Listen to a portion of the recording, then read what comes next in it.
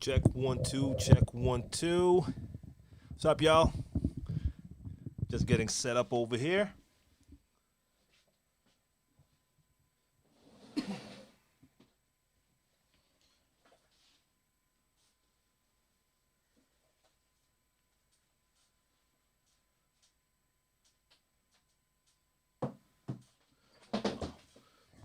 All right, getting settled in.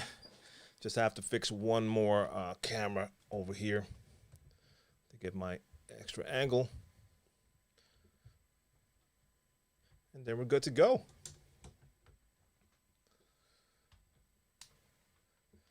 I have to change a couple settings in that camera because it's still set to my shoot from yesterday.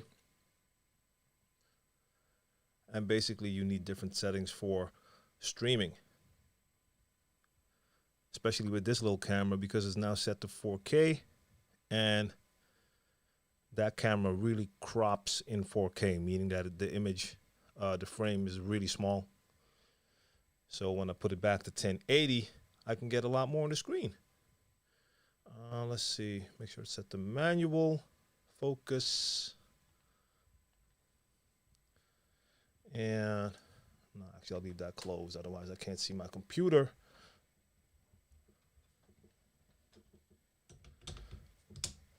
All right, that's one.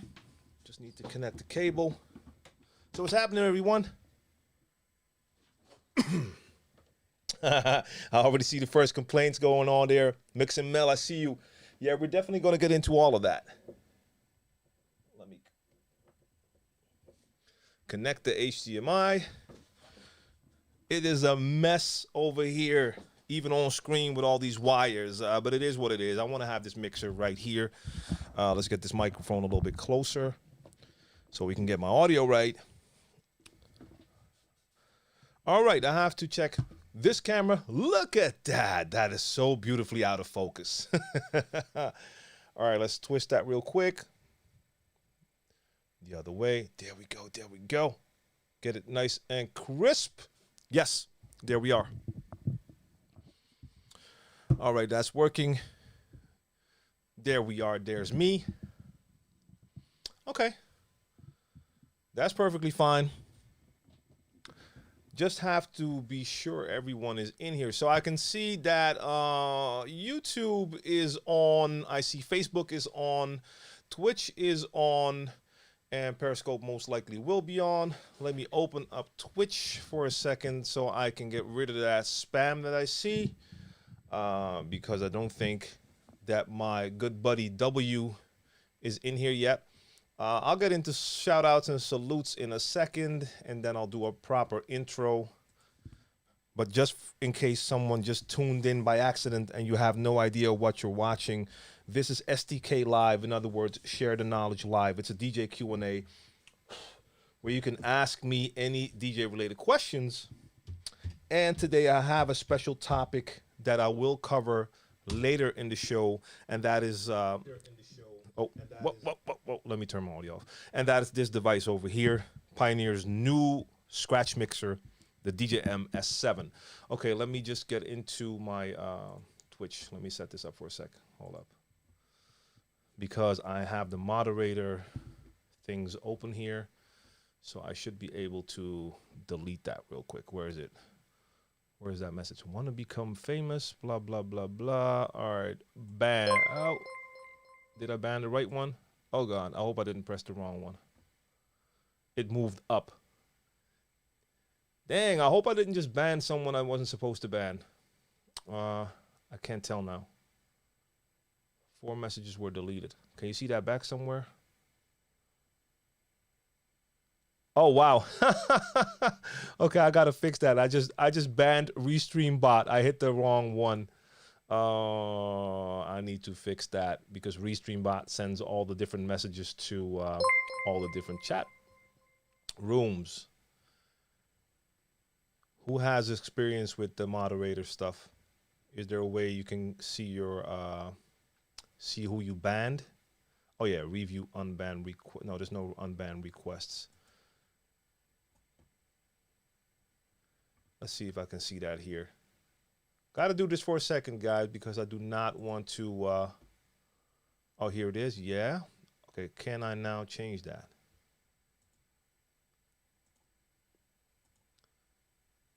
Let's see if that's a possibility here.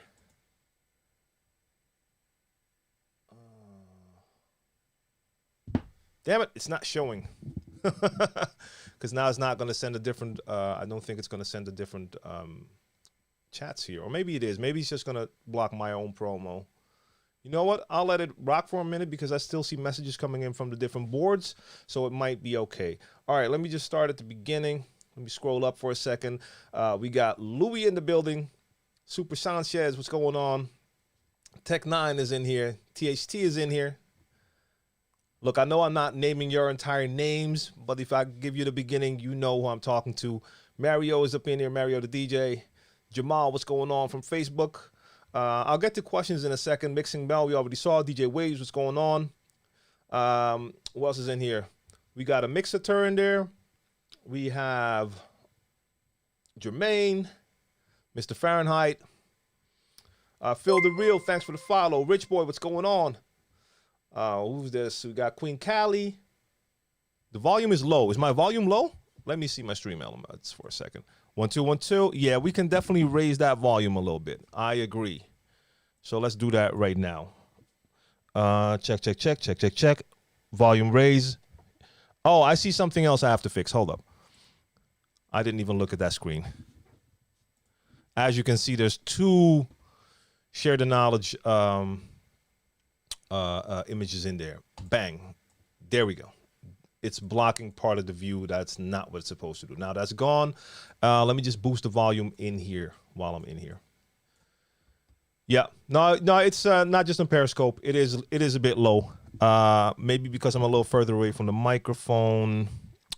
I'll just add some volume here. 2 2 2 2 2. Check. Get that up. Let me check now here. Yeah, we can pull that up a little bit more. There we go. Yep. That should be better. That should be just about right, I think. All right. Raul in the building. Raul Hernandez, what's going on? DJ Des Dolo, what's going on? Johans Mitchell, DJ Radical, salute to you. Did I miss anyone? Joe Dunn, what's going on? I think that's all the shouts for now. Let me start with some questions. Let me just put this right in front of me. The first question I saw was, what program can I use to make remixes with? Okay, so if you're talking about a remix where you're actually going to take a song and you're going to take the beat, the music out and add your own beat, then you're going to need some music production software, something to make beats with. And there's a ton of different programs you could use for that when it comes to making beats. Anything ranging from Ableton to FL Studio to using Logic, Cubase, Studio One, Reason. I'm missing a bunch. Even things like Serato Studio. There's a ton of music software out there you can use. Machine, what I use. There's so many different ones. So if that's what you talk about when you're talking about remixes, there's a crazy amount of choices. And a lot of them do have free options or limited versions you can download for free to try it out. Then again, if you want to make remixes where you're actually just playing a song and manipulating the sound, that is mostly done within DJ software with effects. But I guess you're talking about making a new version of a song. So Mixing Mel, you talked about the S7, all that money for that mixer and no mic effects. I know that that's an issue for some people, because I noticed that too. And like I said, when we get a little bit further in the show, we're going to talk about all the features on this. I have the S9 here as well. I can bring both of them together. I already have a video that's coming, going out on YouTube tonight, my first look video where I'm actually comparing the two. But we can do a little bit of that in here as well. The mixer looks sad. It looks sad? Let's make it look a little bit more happy. Let's give that mixer some life right there. Here. Doesn't it look happy now? So yeah, for some people, there are features missing on this mixer, like effects for the microphone. To be honest, for me personally, it's not an issue. When I'm DJing and I'm using the microphone, I hardly use effects. I do like to have the option to adjust the settings of the sound. And there is a way to do that, but not as well as on the S9. All right. Salute to all my people from the U.S., by the way. Y'all officially just got rid of your last president and have a new one. Just saw pieces of that on the news. All right. What else? Any more questions already? So, all right, Joe Dunn. Don't know if you've spoken about this, but I've noticed that the DJ record pools do not have the wide selection. What is my GoPro doing? Okay. We'll get that back in a second, I hope. So you notice that DJ record pools do not have the wide selection of music. And what's up with that? You use franchise record pool. You would have to describe, I think you already added something onto that. Let me scroll on because I thought you mentioned something more. Just to clarify, the music selection is not as deep as it used to be. All right. So a possible thing. Hold up. Let me just try to get that HDMI back in. Is that the issue? Maybe you've noticed I've talked about this in a stream on Sunday. This GoPro is starting to really develop a mind of its own. For instance, it's now not allowing me to restart it. It's an older one, so excuse my my pauses in talking because I'm, as you can see, also trying to fix something here. All right, is it turning off now? Let's see what's happening here. Give me a sec, guys, because we want this overview. Look, if it's not going to work, I can always point that other camera towards the mixer, but I'd rather have that upper angle. I don't know what it's doing yet. All right, boom. We'll get to that in a second. Music selection not as deep as it used to be on record pools. No, now, one thing that is definitely an option is the fact that labels might have gotten more strict because a lot of record pools weren't exactly acting all the way legal. I see another thing I need to change. This is what happens when I start late. You can see the camera stats on screen. Let me clean that up. There we go. So that's an option. That's a possibility. There's a couple of record pools that do everything by the book, so they get all the songs from labels. Some record pools definitely did not. It could be that the labels cracked down on these record pools and got them to delete a bunch of their archive. That is a possibility. Now, I'm only speculating because I don't know anything about the inner workings of franchise record pool, for instance.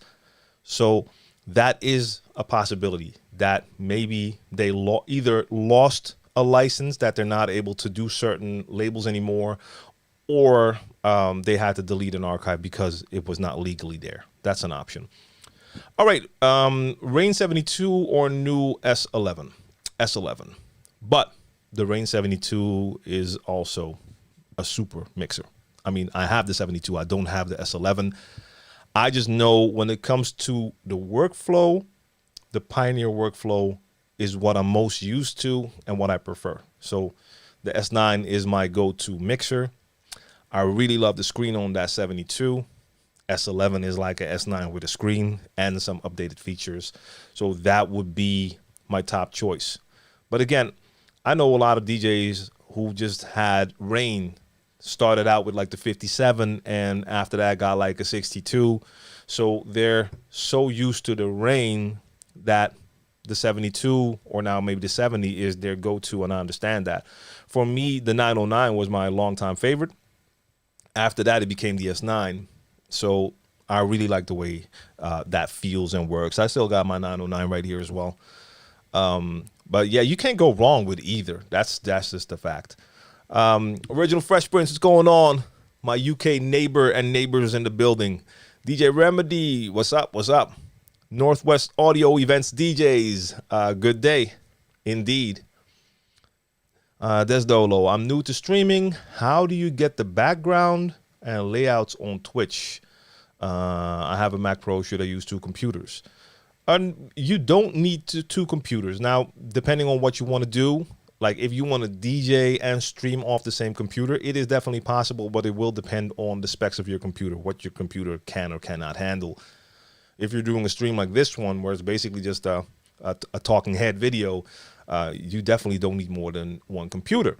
Now, when it comes to like backgrounds and layouts, you have software that will allow you to do that. So right now I'm streaming, I'm using Stream Elements OBS. So I'm using OBS Live. OBS is basically broadcasting software. In that software, you set everything up. So everything you see on screen right now is set up through the software. Now I have to do a quick peek around the camera because I have the camera in front of my monitor, so I actually can't see the set. Oh no, let me just move the window. Yeah. So for instance, right now, I have a bunch of different layers inside my software that I've activated. So you see my camera layer right here.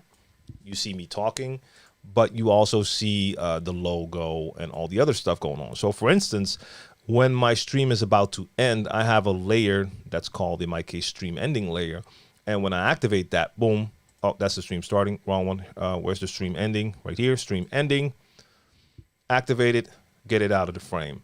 Same thing applies to the chat that you see on screen. I have a chat going on stream. If I do this, now it's gone, and then it's back again. So you do that in OBS.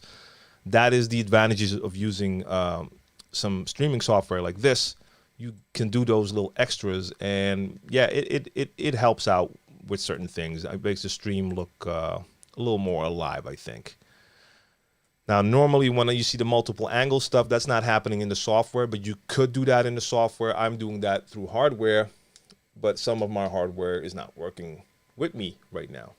I'm actually going to take this GoPro down for a second, see what's going on with that. I'm going to have to take it out. Maybe just take the battery and everything out to reset it. So let me do that for a second.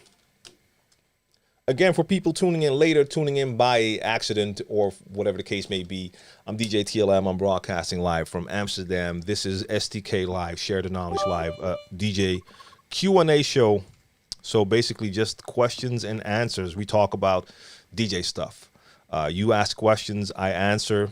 I have questions, you answer. I might have a topic. In this case, it's this mixer that I have right here. I'm pointing, but you can't see it because my overhead camera is not on right now. So let's see if we can get that GoPro to work again. I'll place that back to get that top shot again. Gus Gomez, I saw you. I didn't read the question yet, but salute to you. Let me just first get this GoPro back in the right position. This wire is coming in from a stupid angle, but I had to place the GoPro in a different angle than normally. Can't really show you my entire setup right now, but it's a lot different than what I normally do based on how everything was set up when I got in here. Man, by the way, you probably won't notice, but it might just be that in the next STK Live episodes, so in the coming weeks, I might not be broadcasting from the studio. I might be broadcasting from home. Fact is, let me take this battery out. This might be causing the issue. Let's see. So my GoPro's not starting. Damn. I might be broadcasting from home and not the studio because they're currently discussing to implement a curfew here in the Netherlands. That curfew, if it is approved, they're still going through the motions for that. But if it's approved, we won't be allowed to be on the streets between, I think it's 7:30 or 8:30 and p.m. till 4:30 a.m. Now, I start this broadcast around 7 p.m. Normally, it lasts until somewhere between 9 and 10. So that would be after the curfew, meaning I couldn't go home. That's an issue. Now, I'm willing to spend some nights in the studio, and I will do that when I do my live mix sets. So, for instance, when I do crates, it will mean that after I'm done mixing, I have to stay here, and I can't go home until the next morning. Look, I'm willing to do that after crates. I can do some studio work, then get some sleep and go home early. But I'm not gonna do that like 2 or sometimes even 3 times a week. So these episodes don't need me to be in the studio. So next week I might be in a very small room inside my house, and I mean I'll have a microphone, I'll have a camera. We can do this. We can do this anywhere. But just so you know, but it's not approved yet. But it might happen. We're actually waiting to see what will happen with that. All right, I'm going to go on with questions, and after that, I'll have to take another look at that GoPro, and otherwise, I'm just going to grab this camera and either angle it so you can see what's going on here, because that should work. We'll make it work somehow. So yeah, for streaming software is the way to go if you want to add layers and stuff like that. It's not necessary. You can mix, do a live stream, either mixing or talking without any of that. But at the end of the day, I do feel it adds something extra. Let's see. Do you think they went with the S7 model to directly compete with the Rane 70? Or do you think it's pure coincidental? No, I don't think so. I don't think so. I mean, if you look at it that way, then the S9 was already the direct competitor of the 70, and then the S11 would be the competitor of the 72 if we're taking a look at like the screen situation. But beyond that, I don't know, because I'll get into that. But just to be clear, I can say that right now, and that's something I explore in my video that I'll upload tonight. If the S7 was, that was my question, is the S7 a downgrade, a replacement, or an upgrade when you compare it to the S9? And this is a replacement / upgrade from the S9. So it's definitely not a downgrade. So you can't say that this is below an S9. It's the same level with some newer features. But we're gonna get into that. Ernie Nieto, what's going on? We got Sean, DJ Volume, what's going on? And Ernie coming in all the way from Mexico. So we got Mexico, we got Nigeria, we got all over the globe once again. I love it. Wow, the record box for 800 is great, right? Jabari, what does that mean? What record box for 800? Or did I miss something? So Gus, you asked, do you see an updated SZ, or do you think the XDJ XZ is the new flagship? Sometimes with Pioneer, it's hard to say, though. They've surprised me a couple of times coming out with new devices, or just when I thought that they probably wouldn't do a strictly Serato thing again because they had record box, and then they came out with a new controller. I don't even remember which one it was, but that was for Serato still. So yeah, I don't know. Caden says, happy National DJ Day. Is that today? I have to be honest. This is something I've seen on social media for the last, I don't know how many years. Every time I see, so I don't know if that is today, but every time I see these posts, like once a year come by with National DJ Day, I never know when that is. I never know when it was implemented by who. But if it is, yeah, I guess happy National DJ Day. So Jose says you have the 909. And now you got the $800 S9. Oh, wow. That is a great price, yo. And yeah, I love the fader too. I like the S9. I love the S9, but the fader on the S9 is I love the feeling of that fader, indeed.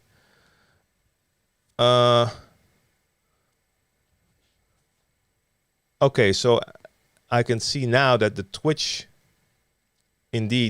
has stopped sending messages here.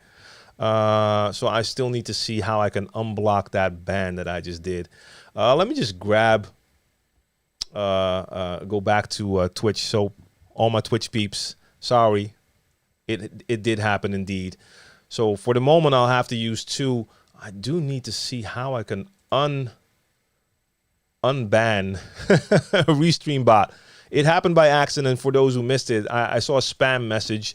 I wanted to ban that user, and the moment I clicked to ban, the messages moved up 1 because a new message was added, and I clicked, but I didn't click down on that one. I clicked down on Restream, and that was not supposed to happen because Restream bot makes sure that it sends everything to all platforms.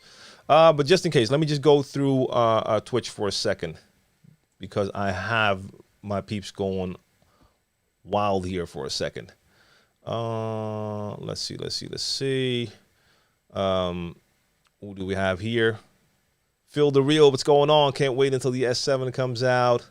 I want to start scratching. Is it worth getting the new Rane One controller? See, I like that question. I'm intrigued by that question. I see that question a lot. Who are you asking? Are you asking me if it's worth it to get the Rane One? Because the thing is, that answer is going to be different for a lot of different people. I can't say if it's going to be worth it for you to get a Rane One, because first of all, I don't know what equipment you currently own. I don't know what your goals are as a DJ. So for instance, if you have Rane 12s and a 72, is it worth it to get the Rane One? Not really, unless you want something that is a little bit similar to that, but mobile. So I can't really say. I mean, it really looks like a dope controller. I love the motorized platter, so I think it's a dope controller. But I can't say if it's going to be worth it for instance, for you. Hood Boy, what's going on? You use MPC Live. Yeah, that's also great for making music. Eli is in here. Let's see. We got what we got going on here. Wait. Hit the sword next to your chat box. Wait, maybe that's something that can help me out. Yeah, I'm in mod view, but I already hit that wrong thing. Let me see. Where's that? Where is that? I don't see that sword message right now. Or did I switch windows? What did I do? All right, in the meantime. No, it's not the battery being low, because the GoPro is actually on. It's being powered. I have a cable in there and I'm powering it. So normally that shouldn't be the case. But yeah, since it's not doing anything, I can take it out for a sec again. All right, so it's a bit hectic right now because I have to switch back and forth between the different chat windows for a sec. But we'll make that work. So for a second, let me just take that GoPro, put it in here.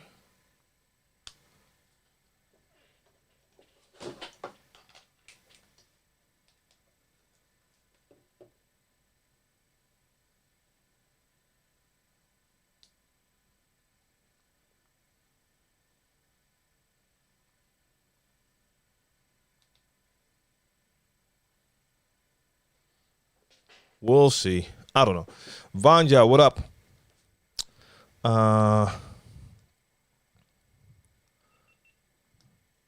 Okay, you just went on again. See, the battery is at 100%, so that's not the issue.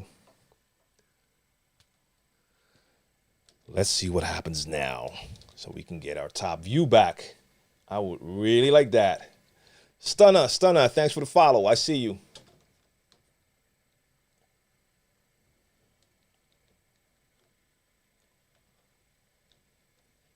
Come on now. Hello. Back in action. Okay. We'll see what happens. Again, if it does go out, I'll switch that and we'll do that some other way. All right.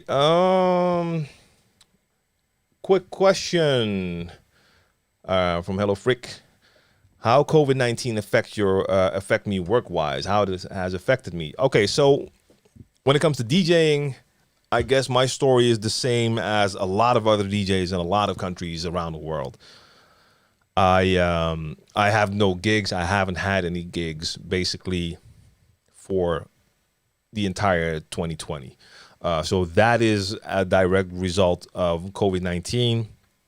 All my summer festivals and stuff like that, everything was canceled, and there were no new gigs yet. So yeah, that is definitely what that is, and that's going to be the same for a lot of DJs in a lot of places. But that is only part of my work, so I am able to continue to create content, not just for myself, for my platform, but also for clients. So that way, I still have work. But by the end of the day, it is it just cut the entire DJ part off. Now, live streaming is, of course, a way to still be out there and DJ, but that's not the same as having your gigs. So yeah, man, it's gonna be like that for a while. That is for sure. Don't mean to harp about this, but I talked to franchise rep and they say they will go to strictly streaming music. They will go to strictly streaming music, Beatport, BeatSource title, and do away with downloading music. Yeah. Look, like I said, for some, it might be that either they just don't have the licenses to do that anymore, or decided that it's too much of a hassle to make that work all the time. So if that's the case, then franchise is not going to be it for you anymore. Yeah, it happens. Mike Shaw says, in the near future, can you do a tutorial video how to mix old school hip hop in Ableton 10 live? Whoa. In what way do you mean? Do you mean that you want to make because you want to make a mix CD, but do you want to just make the mix in Ableton, meaning that you're going to import your music in there and make the transitions within Ableton? Or do you want to mix with DJ Gear and record with Ableton? I just got Ableton. This Sunday is going to be probably my first time really testing it. So right now, I'm not the person to give any type of tutorials with Ableton yet, but that is definitely something I'll be working on. How do you feel about DJing from strictly streamed music? Ever thought about it? Is this the future? Not only have I thought about it, I've already done it. I have DJed even some live streams. Like one of the first episodes of Crates that I did was strictly beat source link. So I've done that before. I've done gigs in the past where I played with algorithm DJ using Spotify. So I've done that. Is it the future?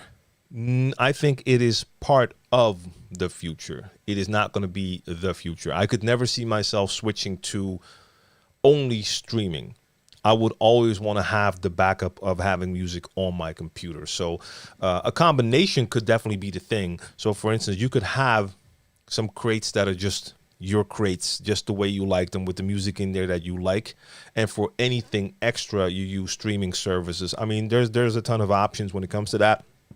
But I'll be doing that during my crates live stream in the near future. So coming Monday, my crates episode is going to be all vinyl. So I'm going to take vinyl from the wall here and do a set that's just play a couple of hours of just vinyl. The episode after that is probably going to be strictly Beat Source Link episode. So that is going to be strictly streamed music. So yeah, I mean, it's a cool option. I loved using it when I was playing at like a kids party at my son's school, and they have requests of music that I never had in my crates. When you have access to a streaming service, in most cases, you're going to be able to find some or most of that music. So it's a nice extra. I'll go back to Twitch in a second. Hold up. Let's see. Okay, no, I'm gonna leave that discussion to y'all. Some of y'all are having your own discussion. I like that, by the way. Some people apologize when they start talking to each other in the chat.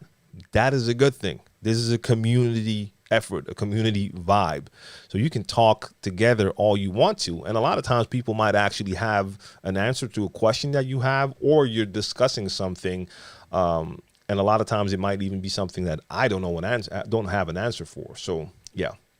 Do you know the problem where Serato freezes while the music is still playing and get back to normal when I switch out from Serato and back in?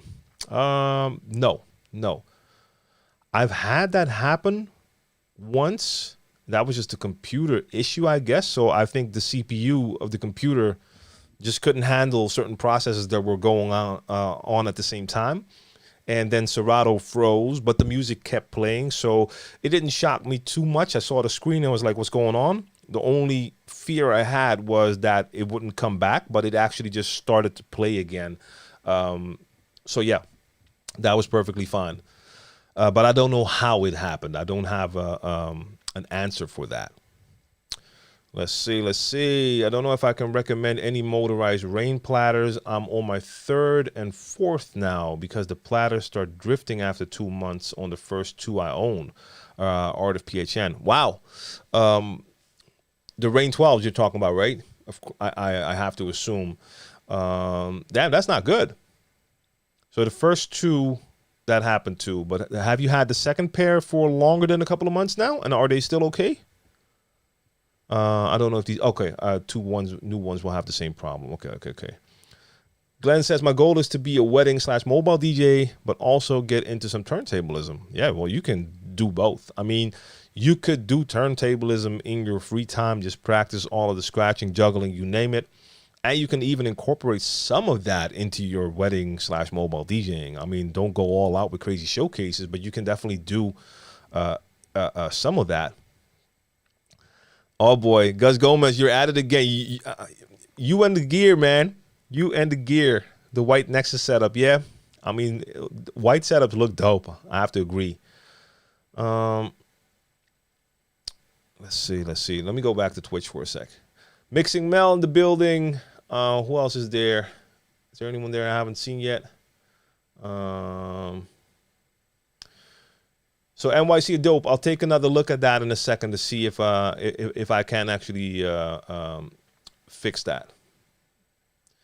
What else is in here? Real DJ Rick. I'm a Rane guy. Still have my 57 Mark 1 and 2. Probably gonna go with that S7. When you use the GoPro, you use it without the battery for overheating. I never had the issue yet, but I might actually do that next time. So right now I'm just going off battery. I'm not even charging it anymore. It was at 100%. It should last for a while, but we'll see. Pro FBX, what's going on? All right, you're a DJ in the States. All right, salute to you. Let's see. And if you're a Pioneer DJ there, you might also know Jeroen over here in the Netherlands. That's my guy. Has been for, I think, over 20 years now. Crazy. What's the best DSLR camera for streaming on a budget? Ooh, I don't know. I honestly don't know. There's a ton of different ones out there. Oh, see, now the GoPro does this again. I've had that happen before. It's switching angles again. I have to fix that. Because this way it's so far away. I want to have it closer. Whatever, we'll fix that in a sec. I don't know. There's always new cameras coming out. The prices have gotten better. So, for instance, I like my M50 that I'm using here. The only thing I don't like about it is that it will shut off after 30 minutes. And this one doesn't seem to have a way to turn that off, which I don't like. But there's like a ton of different options. I even see like Jose is telling me he's using the iPhone with a ring light, and that's a nice option. I mean, a lot of phones now have very nice cameras indeed that can actually shoot high quality.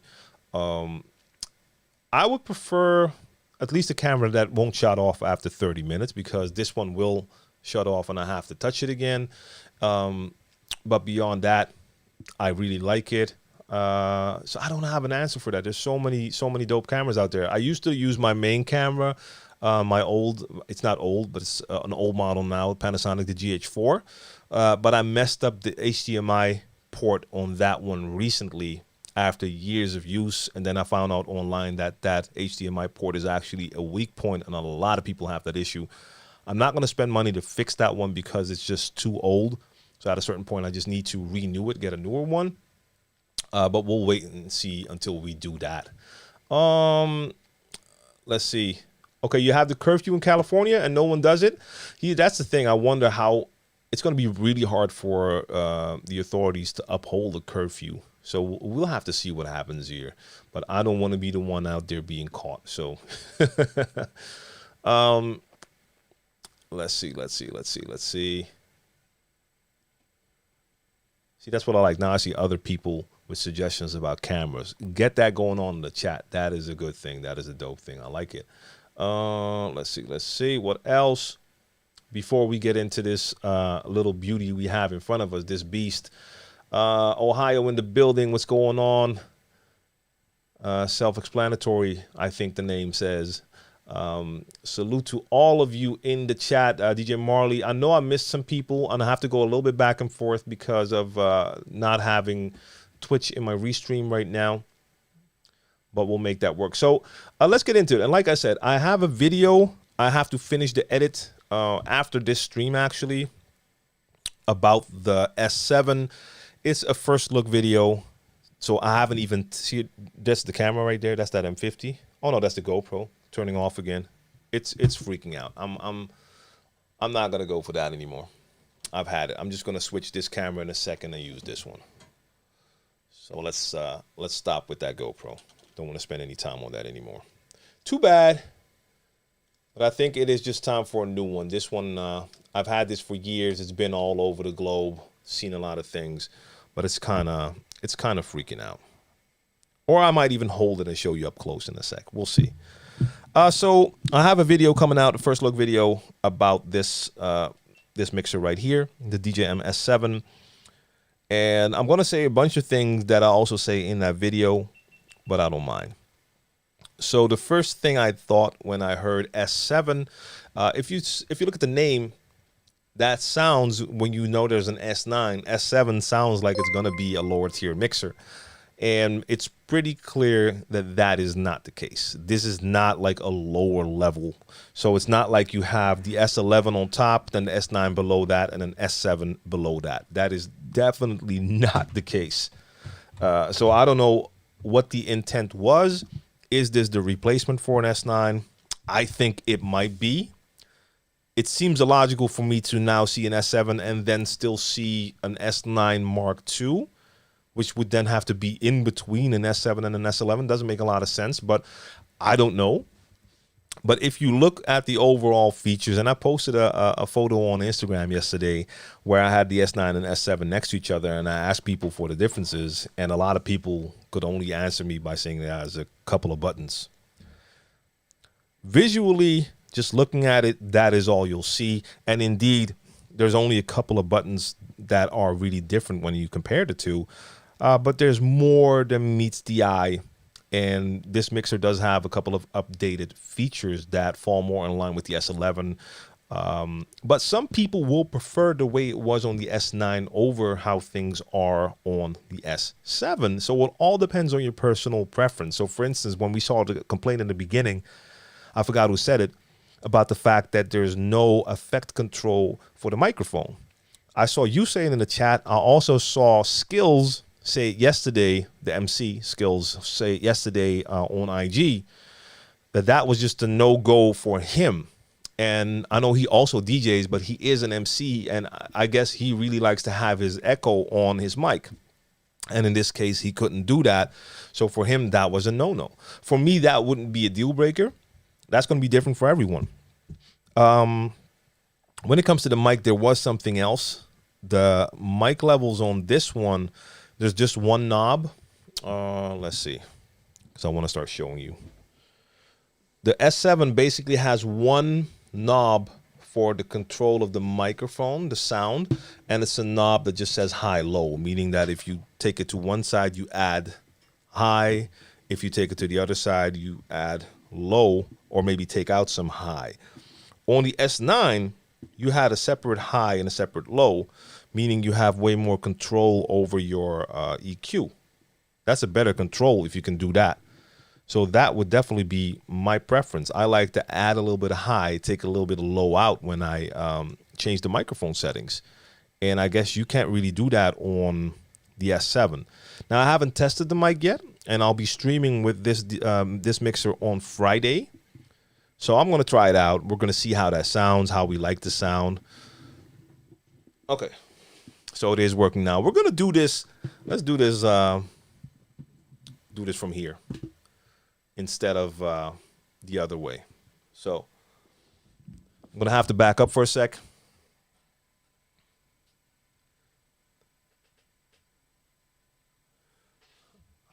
Let's see if there's enough light. Yeah, I think you can see that if I do that. Let me get my other monitor up so I can see what I'm doing with this camera. Hold up. There we go.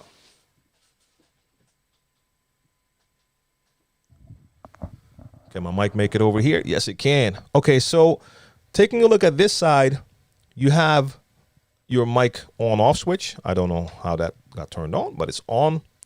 Then you have your mic level, and then you have one button that says tone. So it's just high and low.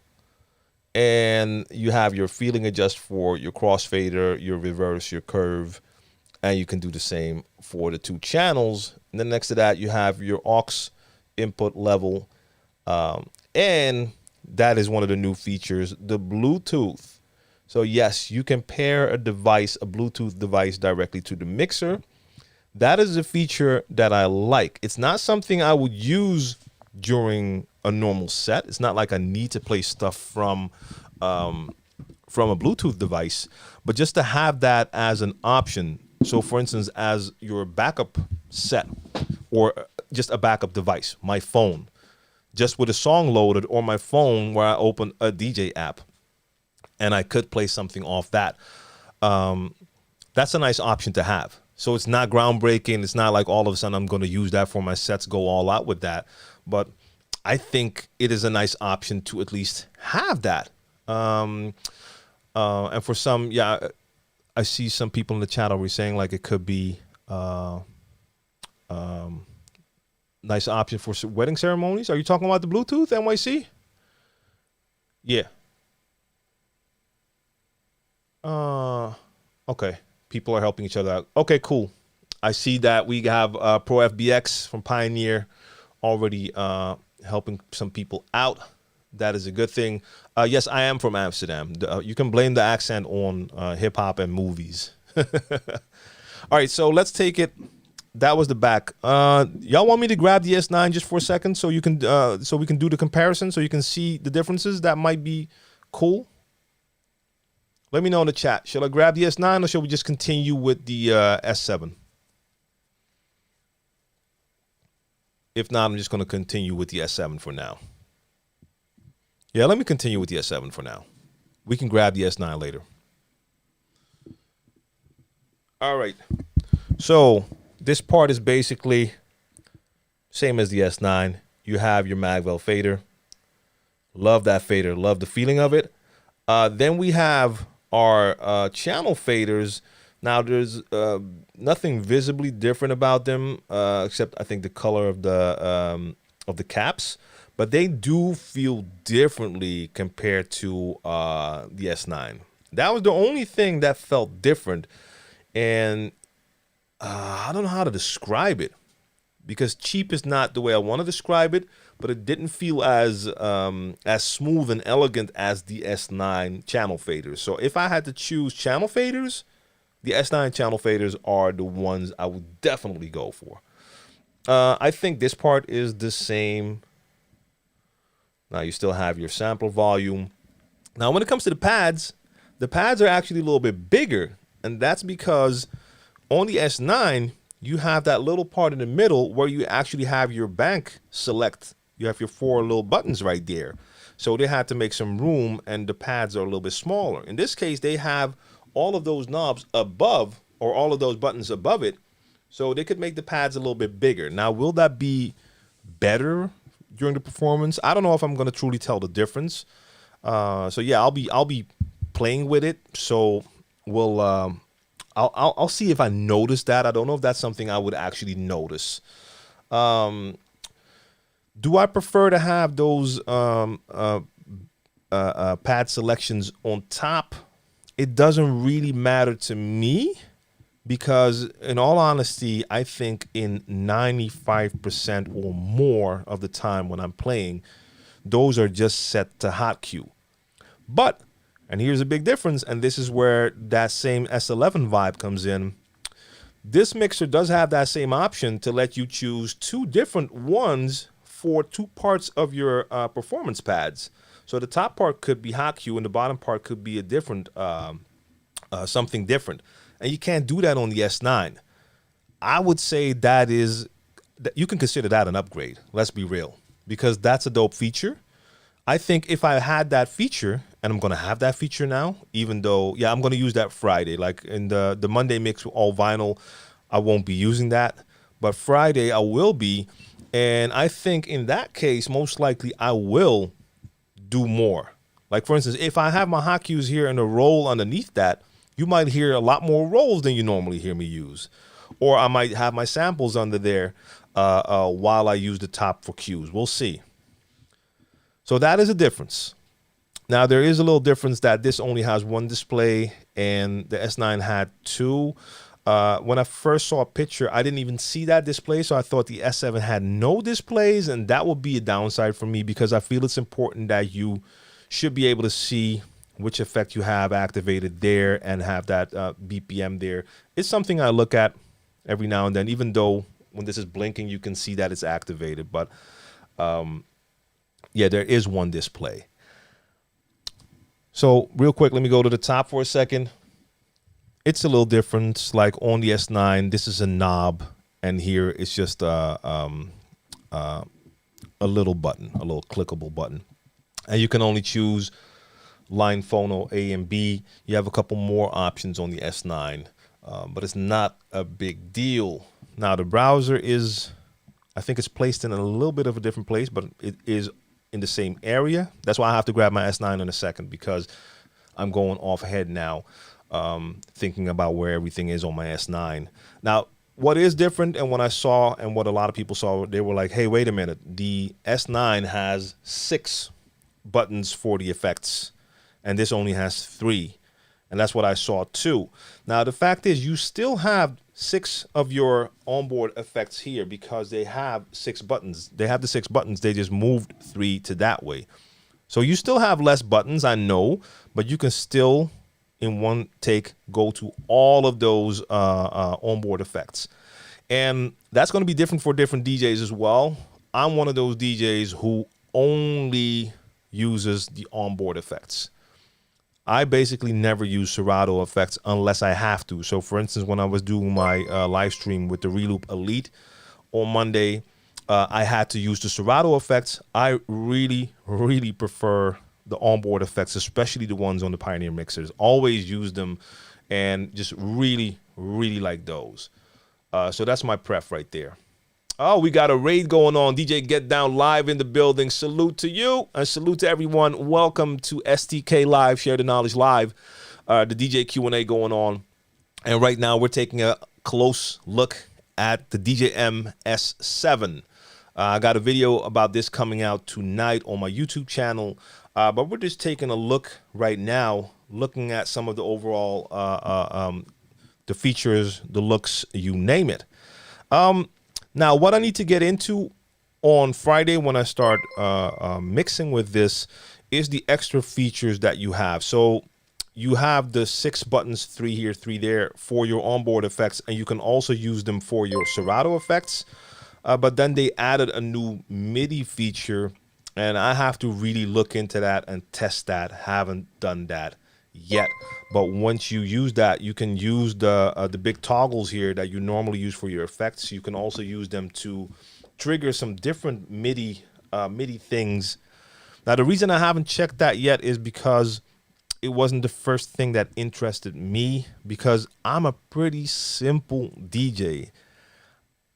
I play freestyle. I don't have a lot of time to also work on all sorts of tricks and crazy stuff with extra triggers and effects and you name it. So I hardly use that. I think that comes more into play when you actually prepare sets. That allows you the opportunity to do that. But for all intent and purposes, and if I start to do like a full review, I need to test that. So I will have to test that. For now, you'll have to check either Pioneer's video or Mojax does show you examples of that in his video on DJ City right now. Let me just bring the S9 in here for a sec so you can see them side by side. Oh no, let me turn the mixer around first so we can take a look at what's going on the other side. Ed Ransom, what up? Yeah. I understand what you're talking about. I I find it really funny how hip hop producers can go crazy over these unmeaning changes. Let's see what else is here. See, there we have another one with Happy DJ Day. So yes, I assume what it is. So Happy DJ Day. What's going on with the people on Twitch? My apologies for the people on Twitch. Normally, I see all of the different chats in one place on Restream. I accidentally touched the wrong, activated a ban on Restream, so it's not sending my Twitch chat to Restream. So I have to go back to Twitch every now and then to take a look at what's going on here. Let's see. Did I miss anything that we need to check? Okay, so I have to come back here for a second to see what else happened on Twitch. DJ Stulu, what up? Salute. All right, so I'm turning the mixer around. And for the people who just tuned in, like normally I would do just an overhead view, but my GoPro is acting really rebellious today, so I just took it down, and now I just have it here in my hand. And yeah, I'm going to give you just a close-up look. So let's go back to it, to the back. All right, so here is a part that was the most interesting to me, and I consider that to be a true upgrade. Right in the middle, right here, you have your USB hub where it says CDJ and controller. That is something that is very useful. For instance, when you play with Rane 12s, or let's say you have the Reloop RP8000 Mark II, those need to be connected through USB to be able to use the features. Now, of course, the Rane 12s need to be. You can use the RP8000s without the USB, but if you want to use all the features on those turntables, so if you want to use them to browse and to use the hot cues, they need to be connected to your computer. Now, a lot of laptops don't have a ton of ports, so being able to do that on your mixer like you can on the 72 and on the S11 and even on the Reloop Elite is dope. The S9 does not have that. This has that. So to me, that's definitely an up right there. And you can even use it to connect phase, for instance. I didn't even think of that. I heard Mojack say that. I was like, okay, so if I'm not connecting any type of Rane 12s, I now can connect phase directly to this instead of to my computer. I need to test that, but that sounds dope. Now, of course, it has the two USB ports to connect to computers. You still have your booth out, your microphone input. Everything is there that you see on the S9. I don't think there's a lot of stuff different. I mean, the ground connection is a little bit different. It's a little bit, the one on the S9 was a little bit bigger, but that doesn't really make a difference. But that was very important when I saw that USB hub. So for me, the USB hub and the fact that you can split the performance pads, and then on top of that, maybe even the Bluetooth, are definitely enough to call this an upgrade. Even if it's a slight upgrade for some people, it's still an upgrade. It's at least it's definitely not a downgrade. So you can call the S7 either a replacement or you can call this a slight upgrade. Now, on top of that, I believe it's a little bit cheaper. And maybe we're going to see some dope deals on S9s now, since this is coming out now. So maybe you're going to see a drop in price. I mean, I just saw in the chat someone bought an S9 for $800, but I don't know if that was new.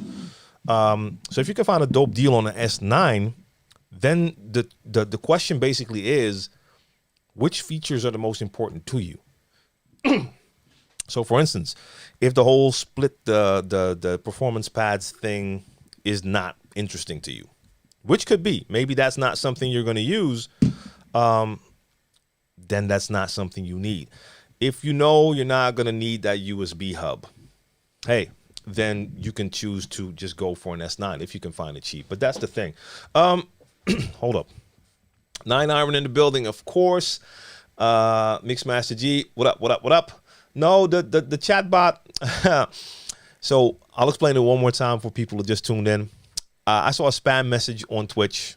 I wanted to ban the user, and just when I wanted to click ban, the messages moved up a spot because a new message came in. And instead of clicking on that message, I clicked on the Restream bot. So I banned Restream bot, and I still have to unban it. And I haven't seen where you do that yet. At least it's pretty hard to do the stream, look at questions, answer questions, look at the mixer, and at the same time go through Twitch and see how I can change that. So I have to go back and forth and check Twitch every now and then to see what's happening there, because the Twitch messages are not coming through. But beyond that, everything is working okay, except for the GoPro not really working along. That's why I was holding it in my hand. Sounds like something you could have done. Hey, man, it is what it is. Oh, by the way, I'm having that talk after the chat. So once I've talked, I'll let you know. You know what I mean. So let's see what else was being said here. I heard TLM said something about. Okay, yeah. And for people on Twitch in the chat, Pro FBX is in the chat from Team Pioneer, so you can bug him with all Pioneer questions. All right. So that is that. Valley Cats, what up? I'll grab the S9 just in a sec so we can compare those two things again. It was a used one, the S9, but still in good shape. Hey, 800 is a great price. That is a great price. Between the SZ2 and Numark NS6, which would you prefer? Whoa, that seems like an odd comparison.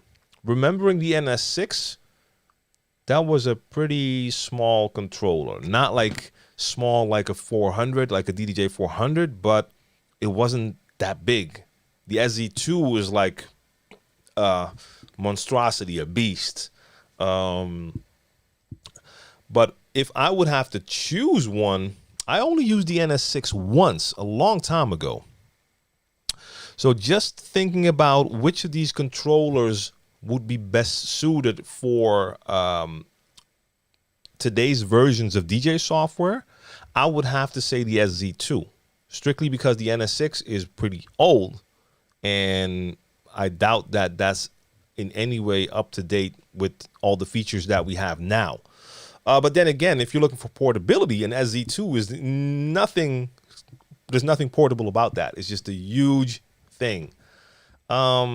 Suggest the best DJ laptop for beginners. I don't think there's such a thing as a best DJ laptop. You just need to make sure you have a laptop that has plenty of RAM, plenty of memory, and there's not much more you need for your DJ software. So look at the software you want to use, look at what it needs. So if it says, for instance, that you want to use software and it states that they recommend having 4 MB RAM, I would at least get double that. If it says 8, get 16. That way you're going to be safe. It's going to run your software for sure, and most likely you're going to be able to run some other things as well. But for just DJ software, you don't need to have a crazy powerful laptop. I'm still using as like a last resort whenever I need to. I have my old Lenovo laptop that is almost falling apart, and it can still handle all of the DJ software. So yeah. So let's see, anything else going on Twitch right now? No. Okay, just type in the chat /unbanned restream bot. Would that work? I'm willing to try that out. Let's see if that works. Where's my keyboard?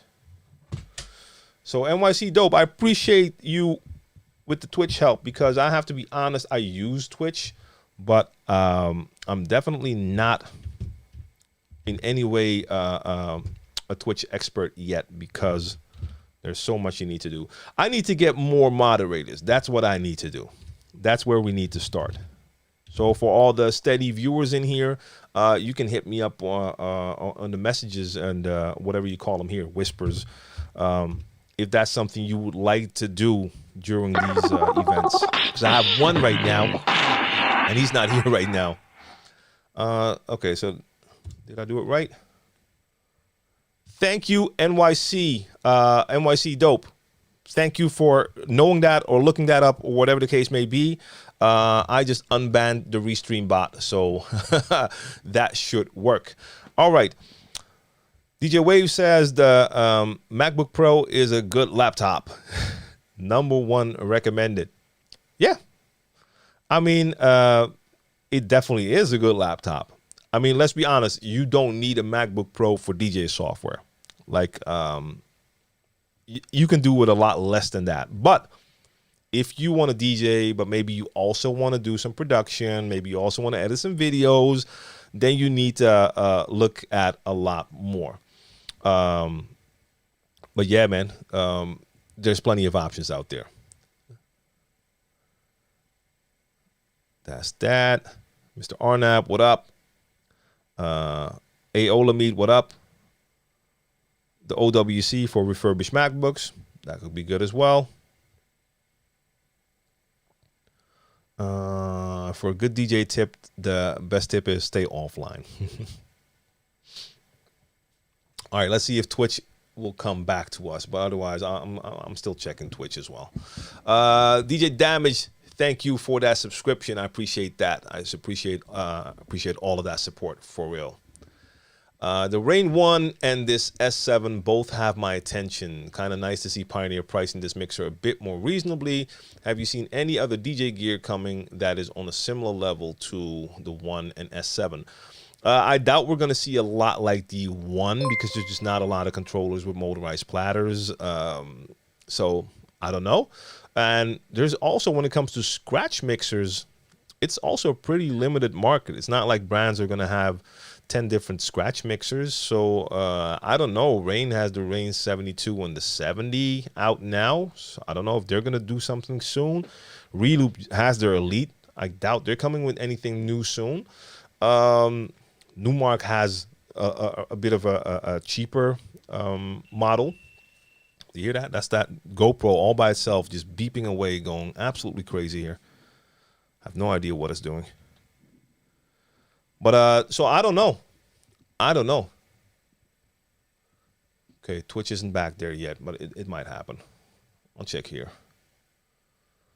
Okay, so for the people in the chat who are talking about National DJ Day, oh wow, what is happening here? I doubt you can see that, but all of a sudden we're getting, hold up. Let me start this up. I think the GoPro really is losing it, guys. Oh, now it's damn too late. I wanted to show you. That screen was all of a sudden going all sorts of crazy colors. Let me hook the other one back up.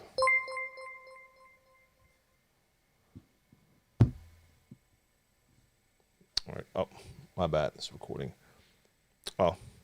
I just saw like green and purple colors in the screen, but now flip back to normal.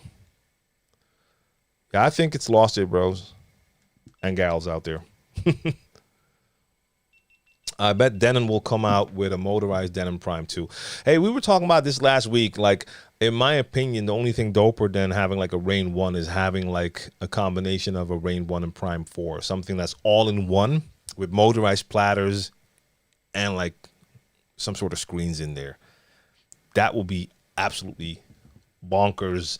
Opinion on the Rane 1. Yes, I've given that a lot of times. I think it looks very dope. I haven't tested it yet. It's smaller than I thought it was, but that makes it portable. I think it could definitely be dope.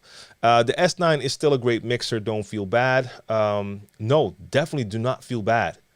Do not feel... Oh, you bought the S9 in August. So, Vibes, that's a question for you. Now that you know what's on the S7, is there anything on here that you saw now that you feel is missing from your S9? So basically we're talking about Bluetooth, the USB hub, and the option to split the performance pads into 2 different features, and then some new MIDI functionality. Now, maybe I'm missing something else.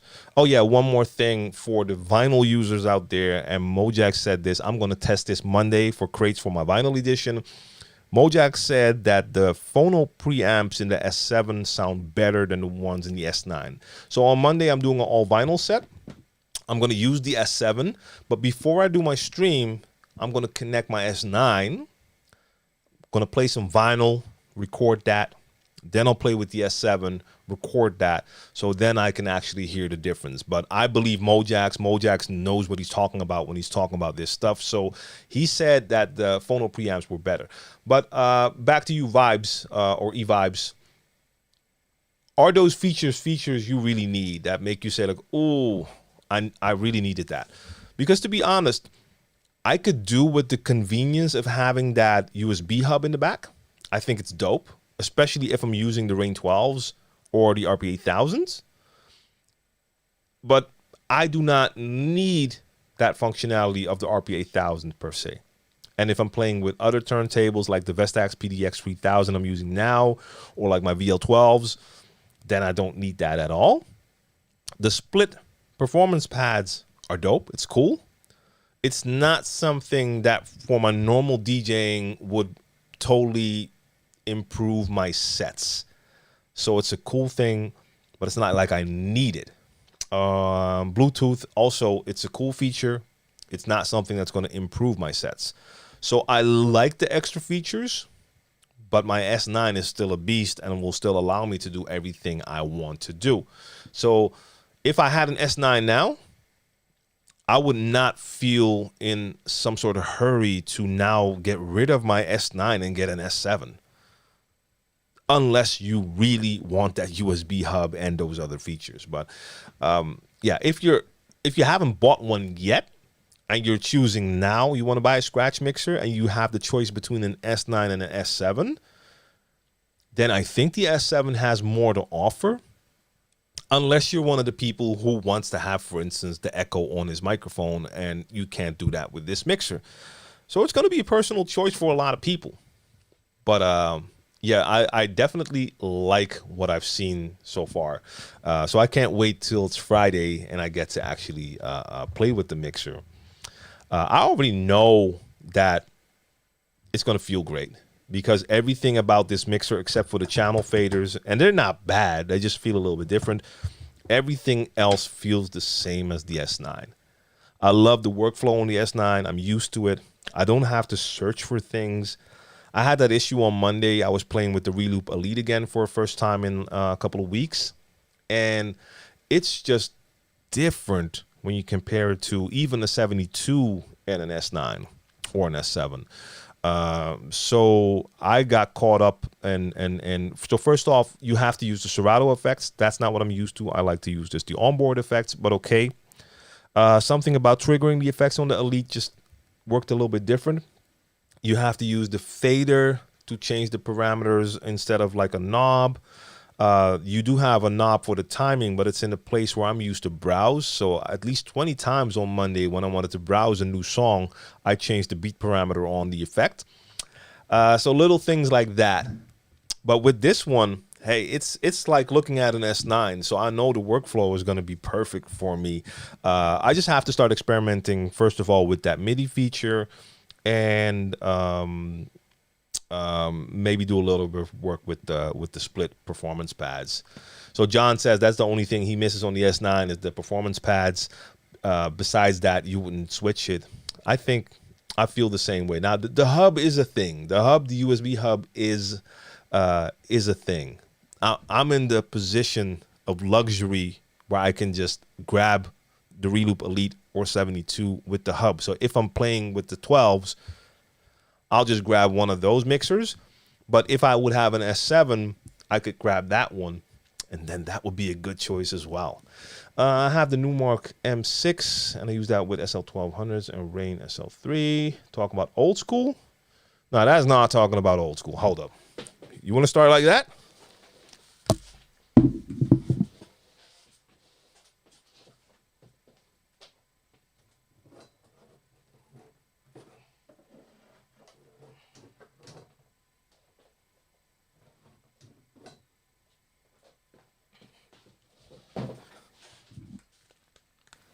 Now, I'm not going to grab my final scratch again. We already did that.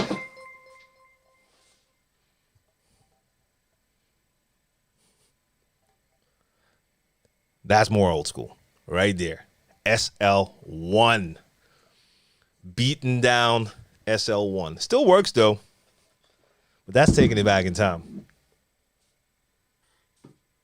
And I don't know if you saw last time. Oh, no, I didn't do that on this stream. I did that during a mixing stream. Hold up. I'm going to use this mixer soon.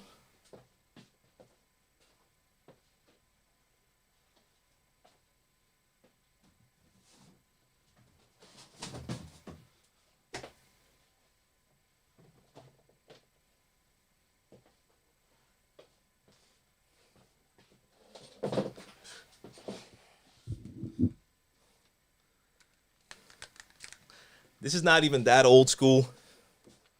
I can take it further back than this. But who remembers this right here? That's an 05 Mark IV. I have a Mark II here as well, but that one's not really working anymore. This one is still in perfect condition, and I want to do a stream with this one of these episodes. Even though it doesn't have onboard effects, so I'll have to do Serato effects.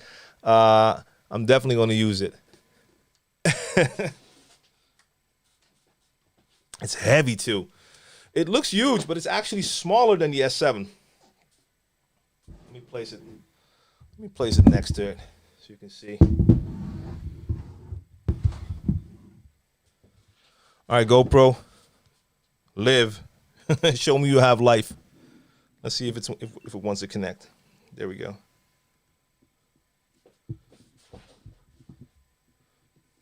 Look. That's way smaller, but it's at least as heavy as that S7.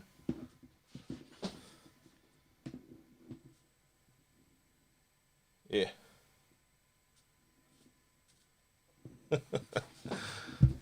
Yeah, so I haven't touched that mixer in I don't know how long. So yeah, I definitely want to use that. You have the Tractor 6 interface. Yeah, like I said, don't make me grab the final scratch interface again. That's before Tractor time. All right, let's see what's going on here. Okay, so anything missing? So the Restream bot is working again on Twitch. That's a good thing. Yeah, man, like the Vestax, the first scratch mixer I owned was the Vestax, the PMC 05, the 05 Pro, the first one. I had the 07, and I got the 05 2 and that 05, the Mark IV I just showed you here.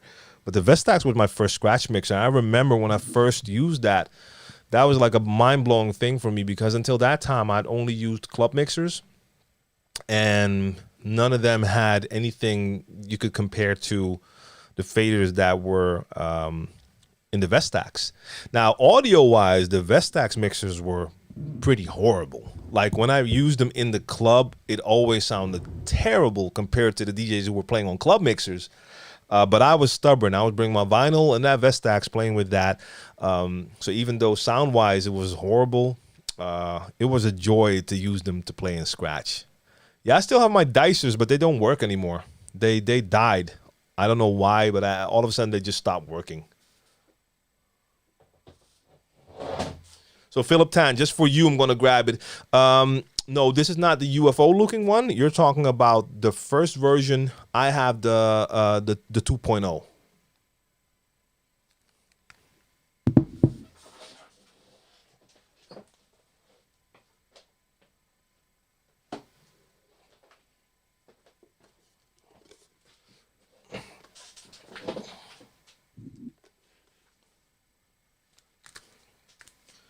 So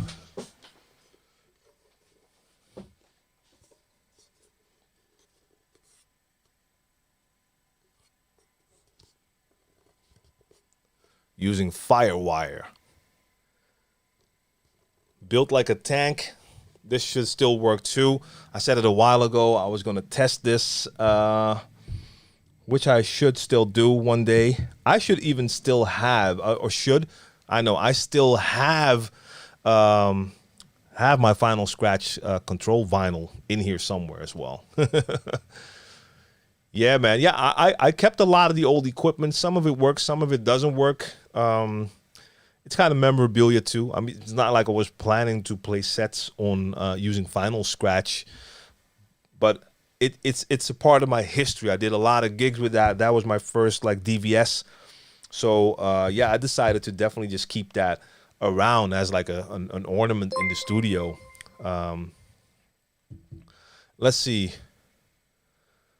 Drew wants to know how much tech support Jim gave me on that box. The final scratch, I never needed. No, I never needed any tech support. For me, it performed great. Like, I know a lot of DJs who had crazy issues with version 1 with that UFO Philip was talking about. That was like the black round looking thing. And I saw people having the issues with that, especially just with that USB. I think it was USB 1 probably.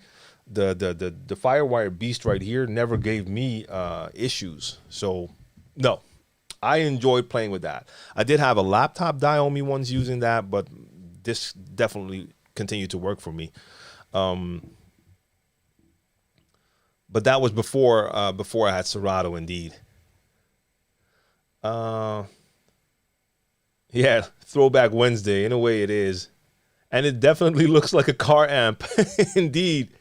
I've seen car amps that look like that. If you open up the trunk, you wouldn't be surprised if you saw something that looked like this in the trunk of a car. You have a great point right there. That's exactly what it looks like. All right. Yeah, let me just grab that S9 so you can get that quick side by side. Even though I'm putting it in my YouTube video, so you can actually just see it there. I'll just grab them for a second. Do you think the Pioneer PLX is as good for scratching DJs? Are you talking about the PLX 1000? Yes, most definitely. Those are dope. I don't have them, but I've had them here or in the old studio, and dope. They were dope. They were really dope. So yes, those will work great. Dyna Blend in the building. What's going on? That question was by Jordani.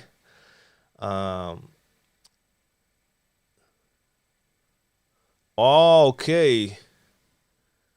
So with the wrong Firewire chipset, it didn't work. So I guess I got lucky. My laptop was, yeah, it worked great for me. Vestax was definitely one of the top tier gear brands, even up until the end. Can't believe they are gone.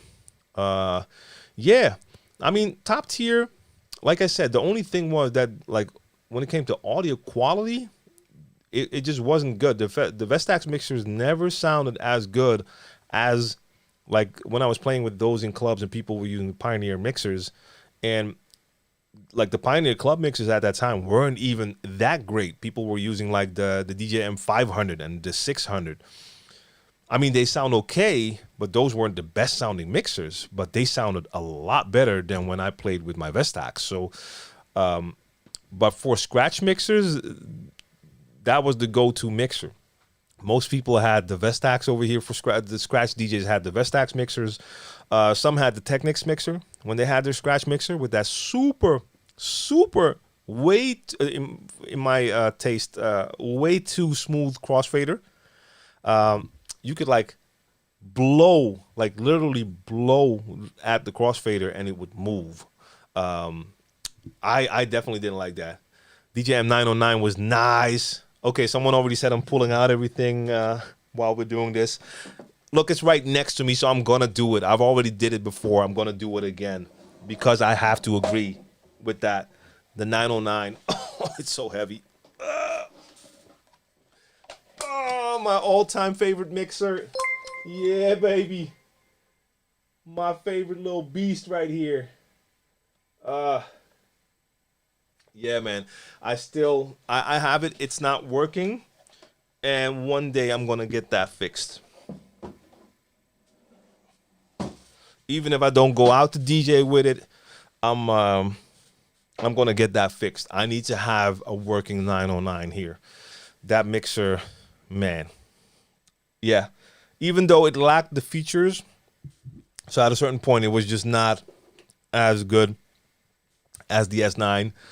Because I had to bring that, and I had to bring my SL1 and my Dicers, and then the S9 came out, and it was like, okay, this is all of those devices in one. I'm done. I need to have it in working condition, so one day I'll get that fixed. Magic BB says, I can't scratch if my life depended on it. How long have you been scratching? Let's start there, because Sean already says it takes time. So how long have you been trying? I don't remember, Drew, if it's the fuse problem. I honestly don't remember. I just remember taking at a certain point, I was going to use it for a tour, and all of a sudden it just didn't work. I think it did. I could get it on.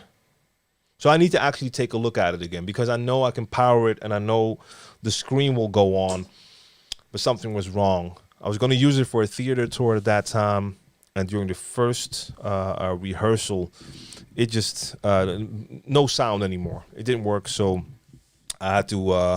I did that tour with 900 SRT, which worked great. So yeah, I don't know. I don't know what happened. Latin man, salute to you. What's going on?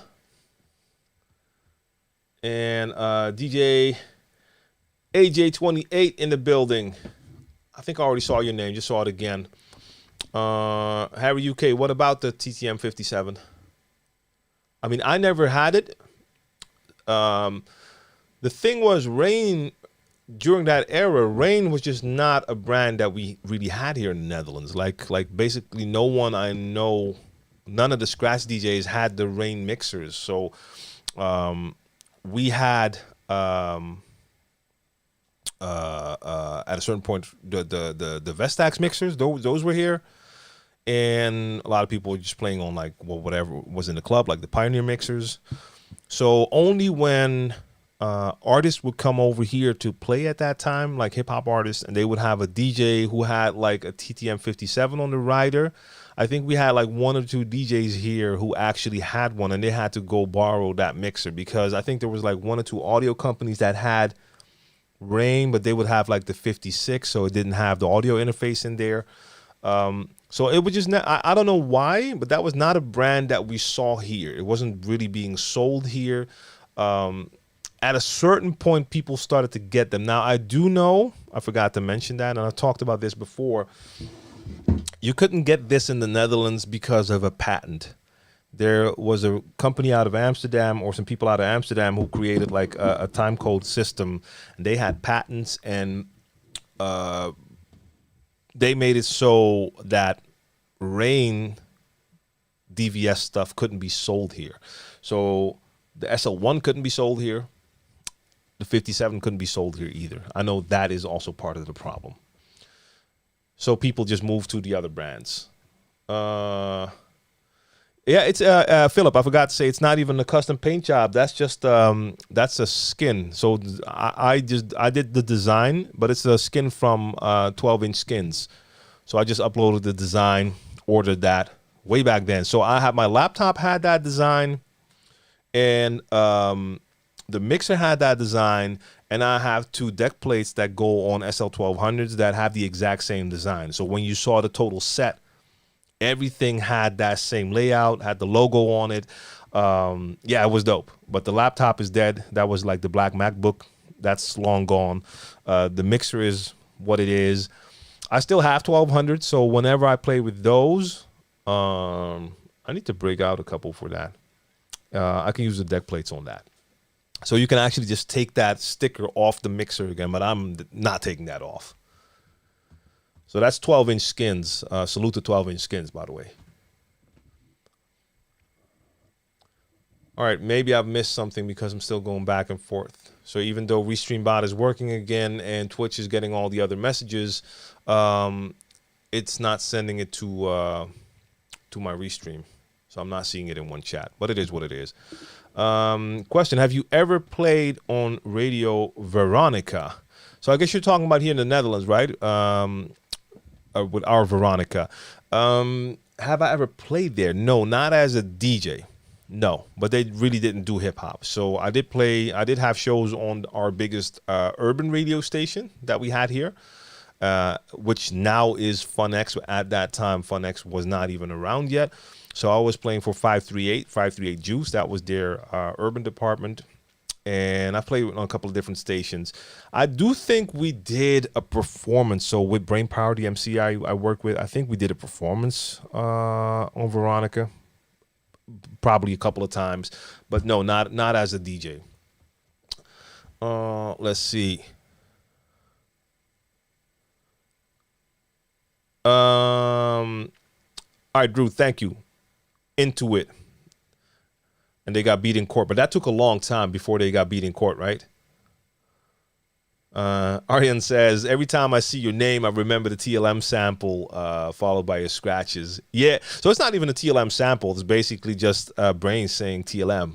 And then I indeed start, I do the dance plot scratches. Yep, 100%. Yeah, man. I mean, it's crazy to say about yourself, but that's still an iconic thing here in the Netherlands because, like, how big that track was, how big of a hit it was, that it was like it was number one in Holland and in Belgium, but it was like number one here for I don't know how many weeks, a lot of weeks, and it was like a lot of things at the same time. So you were it was number one of the top 40. It was also on the radio alarmschijf, which means you get played every hour. I think it was the TMF, what they call it again. TMF had something where they played a video like every hour. It was everything at the same time during a time when the internet wasn't really that large yet and people were still actually really watching TV and listening to radio. So the track was everywhere.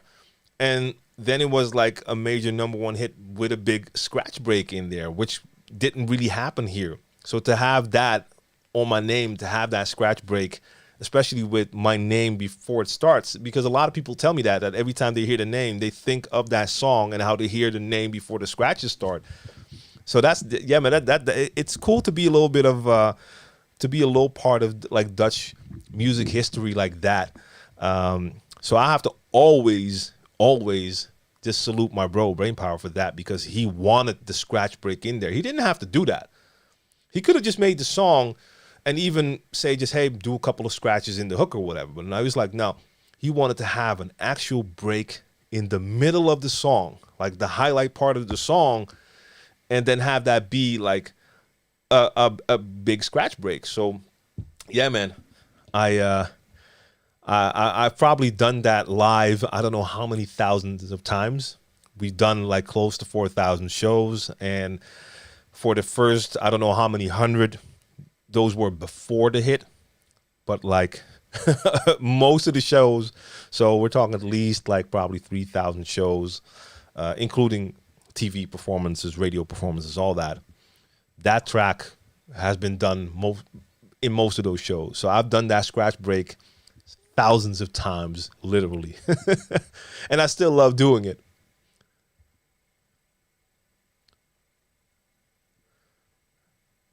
I'm scrolling a bit up and down just to see if I missed anything in there.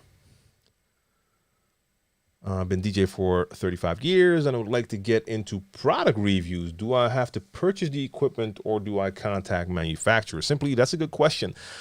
So I think the best way for you to start is just to start with what you have. And even if that equipment is older, so even if there's already reviews out, that doesn't really matter. You're making a review to give us your opinion. So you can start with whatever you have.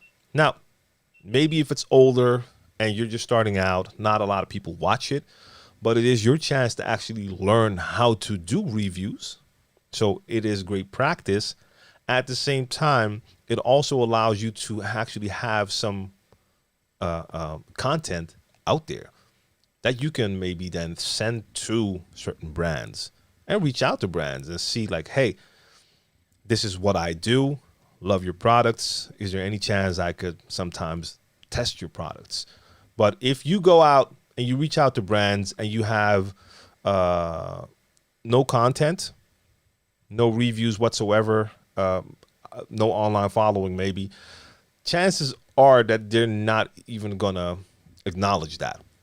But if you start out and you actually have some content, first off, you're not going to reach out to a brand, and if they send you something, that's going to be the first time you review something because you started out with your own equipment. You already have some experience, so that's a better position to be in. So I would always start there. I'm trying to think back of what my first review was and how I did it. I do believe, I know my first Dutch review was actually for the Novation Dicers. That wasn't my first review, I think. But I mean, I know I bought those Dicers and just did the review. I don't remember what my first review was. I don't. I really don't. Drake says viewer count.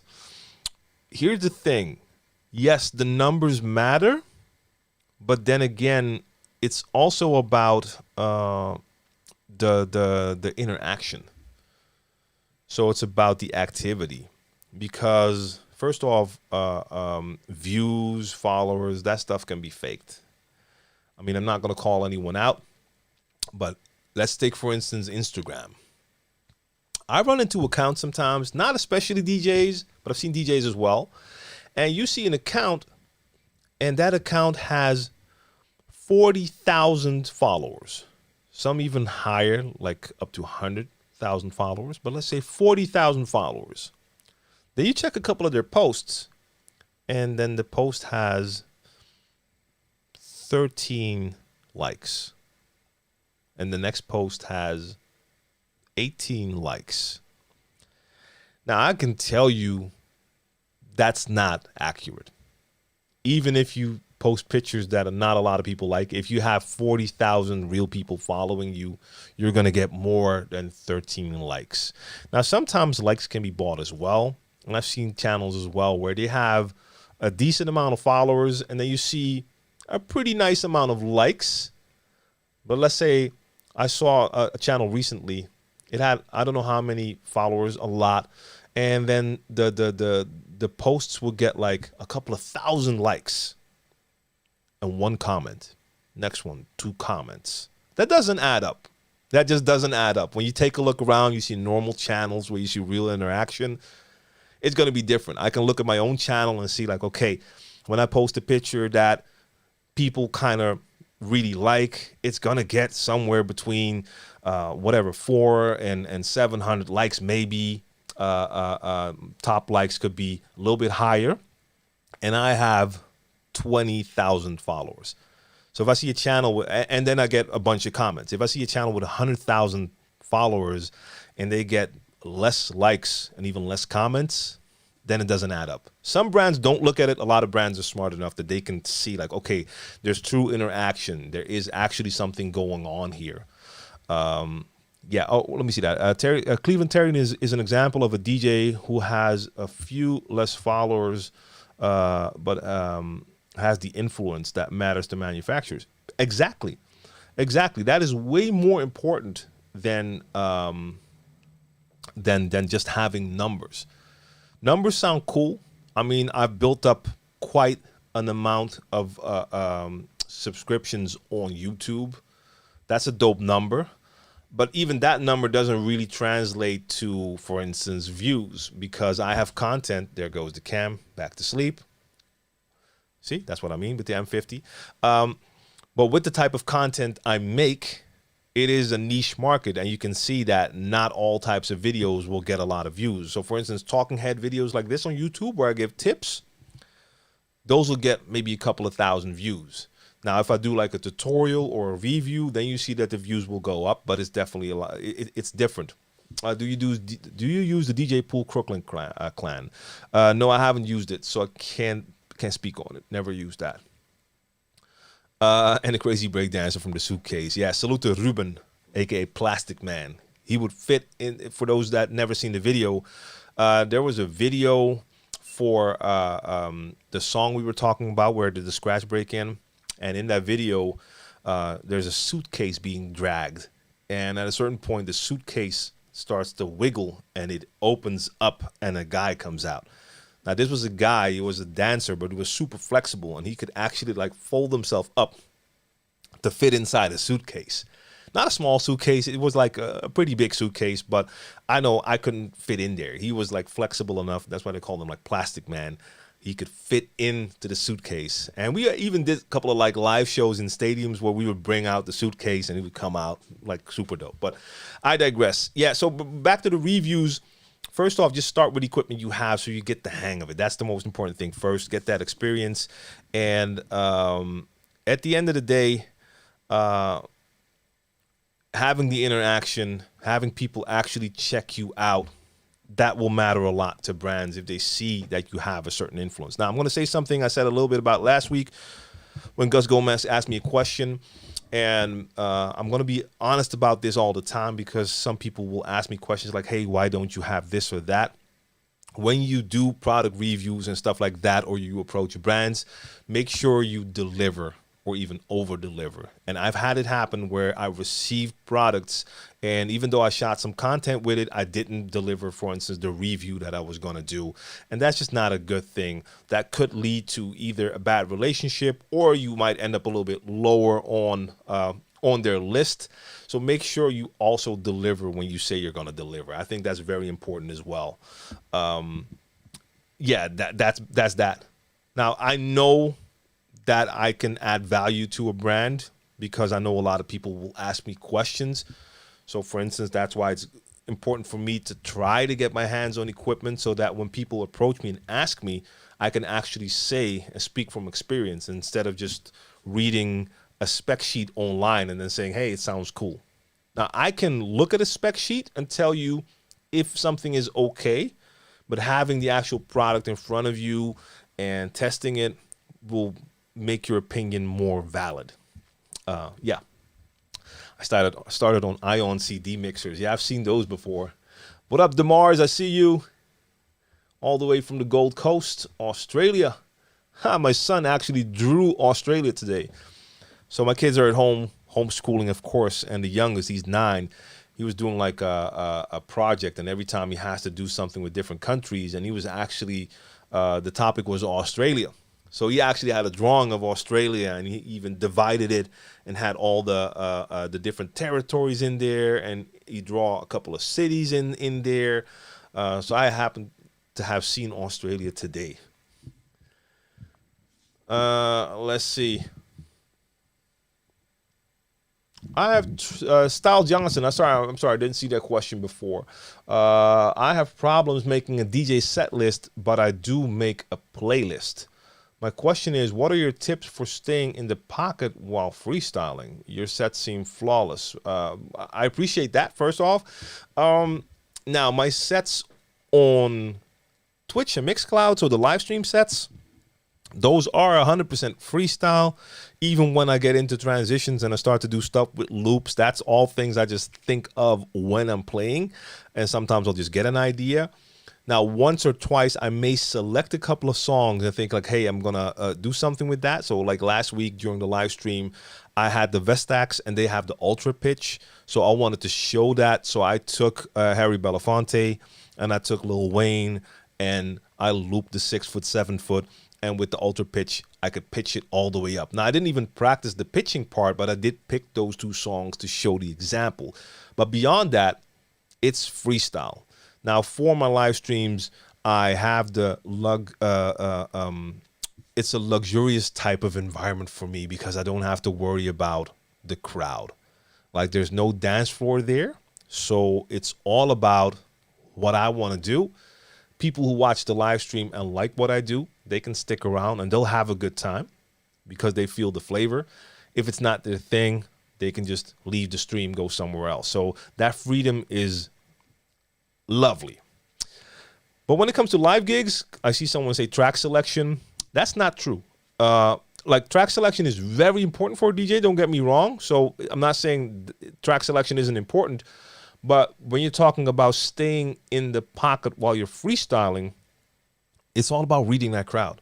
Because, so maybe DHHH, that's what you mean, but you can play a certain style, but you have to make sure you're seeing if that crowd is still liking what you do. That's an important thing. Now, even when I'm live streaming, I can actually tell because I can see the chat. And I can see, like, for instance, on Monday, I started crates with R&B. I do that more often. And sometimes I play a couple of tracks and then I'll move on, either increase the energy or I'm just in a hip-hop mood and I go to hip-hop. In this case, I started with 90s R&B. I was feeling that nice and mellow. And within like the first 20 minutes, I already saw like, I don't know, like 5 to 10 people say like, oh man, that's just what I need right now.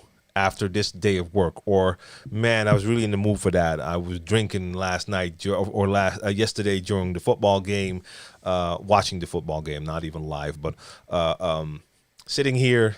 This is the vibe I need. So I could tell, like, okay, I'm feeling the vibe right now. The audience is feeling that same vibe as well. I stayed with that R&B for at least, I think, the first hour.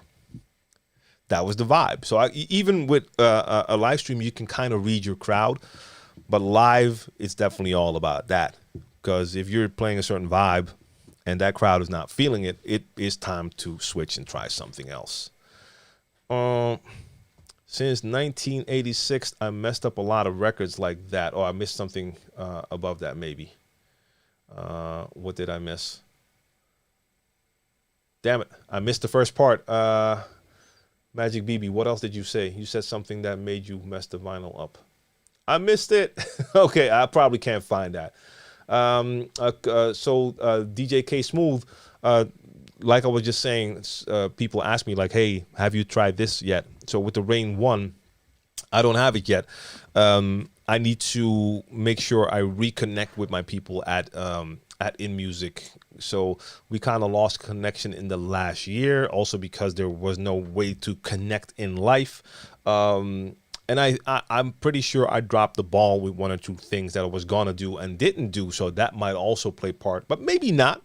Sometimes what can also happen is you have a relationship with a brand, you have a connect, but that position might be changed. So a different person might be in that position. And if you haven't even met that person or talked to that person, you might have to reconnect to make that work again. So with the Rane One, I should have that here. That should be the case. But in this case, it isn't. So yeah, I missed that. And one day I will be testing it, but it's not the case right now. Let's see, Gordon, what are you saying? Many thanks for your answer. When was your last gig and how do you cope with COVID? I'm really, really freaked out. So my last gig was, my last DJ gig was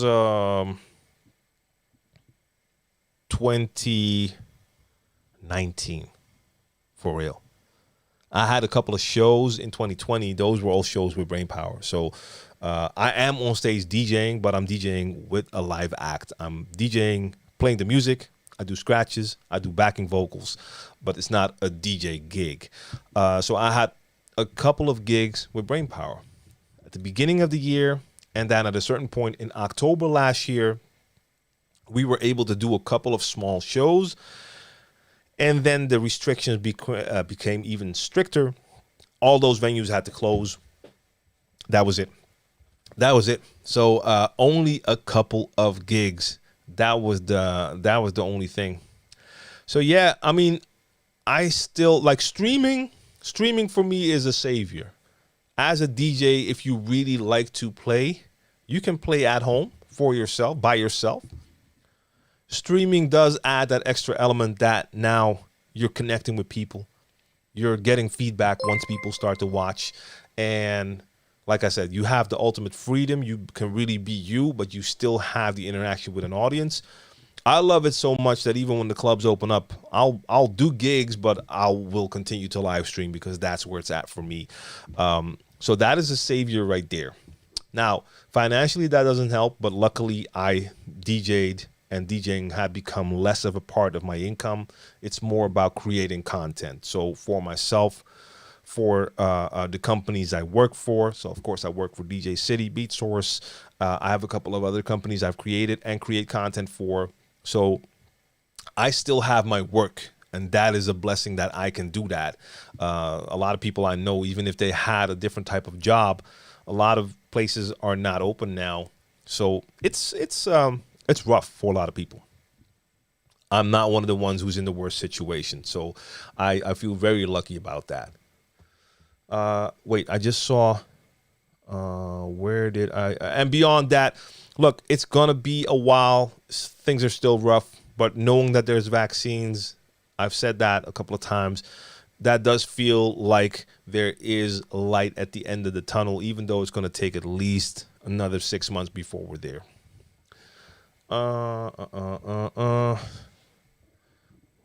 What What else did I see? I just saw something else. Damn. Where? All right, I'm going to scroll through. I saw a couple of questions roll by, and I think so much got added that I already missed them again. So I'm going to just read whenever I find something that that I haven't seen yet, because I see I missed a bunch already.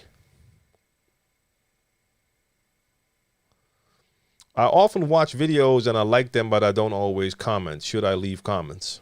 Only if you want to. Like, there's no rule that says you have to leave comments. Now, I know that is a thing. If you see someone, or if you watch someone's content and you like what they made, a like is good. I mean, that helps, especially with algorithms on sites like YouTube. But I can tell from personal experience that getting the feedback, so having people letting you know that, hey, I like the video, or more importantly, what I have received a lot over the years is, hey, this really helped me out. As a creator, that is one of the greatest feelings you can have, knowing that you were able to add some value. So in that way, knowing that your comment can do that for someone who created the content might be enough of a motivation to actually leave a comment. But only if it's something like that. I mean, if you watch the video and it was cool, and then maybe you hit like and that's it. But if you feel like, hey, I really like this video, or oh, this video really helped me out, then a comment is dope. Like I always have a lot of people who would comment with first. That doesn't really add anything for anyone. It doesn't make me feel anyway. But yeah, so you should do that if it feels right for you. I'm not very good using the mic while I'm DJing. How do I improve that? Practice at home. Practice with your set, and practice talking in between records, before records, singing along, hooks, whatever it is. Practice. Especially in the beginning, hearing your own voice can be weird. You might not be someone who likes to speak in public, even though this is a little bit different. Yes, it is speaking in public, but you still have sort of the safety of having the music around. And even if you say something and it doesn't sound perfect, it's not going to be like all of a sudden you get booed by a crowd. They still have the music. But it is something you need to practice in order to feel more confident, and that will allow you to do it in public as well. So practice. In the beginning, maybe you even practice a couple of lines so you know exactly what you're going to say. Keep it very basic. I mean, it could be as basic as, I don't like to use this line. I feel it's kind of corny, but are you ready to party? I mean, I hardly ever say that. But whatever it is, maybe you got something you know is for the ladies, and this is for the ladies, and you bring it in. That's all I just said. Like, this is for the ladies, just a couple of words, and bring it in. Or sometimes it might just be, yo, where are my hip hop heads at? Or where are my old school fans at? Whatever, something short. Or when I start, if I take over from another DJ and I get the microphone, it might be a very short thing, and I might actually add something like, are you ready to party? Even though it sounds dumb if they're already partying, but I might just grab that microphone and be like, what's going on? It's your boy DJ TLM, the last Mohican, just to answer a question. TLM, the last Mohican, let's rock or whatever. And are y'all ready to get down? Okay, let's do it and start. Don't make it too complicated. Don't make it too long. Don't ask the crowd too much too soon. See some DJs do that as well. Like, hey, you ready to party? Say this, say that. And they're like, dude, start playing first. We don't even know who you are yet. So keep it simple, but practice at home. Start right there. Practice. That is the most important thing. And like, build your lines. Someone says that's the same thing. Like have some lines that you prepare so you don't have to think of it. All right, go back down.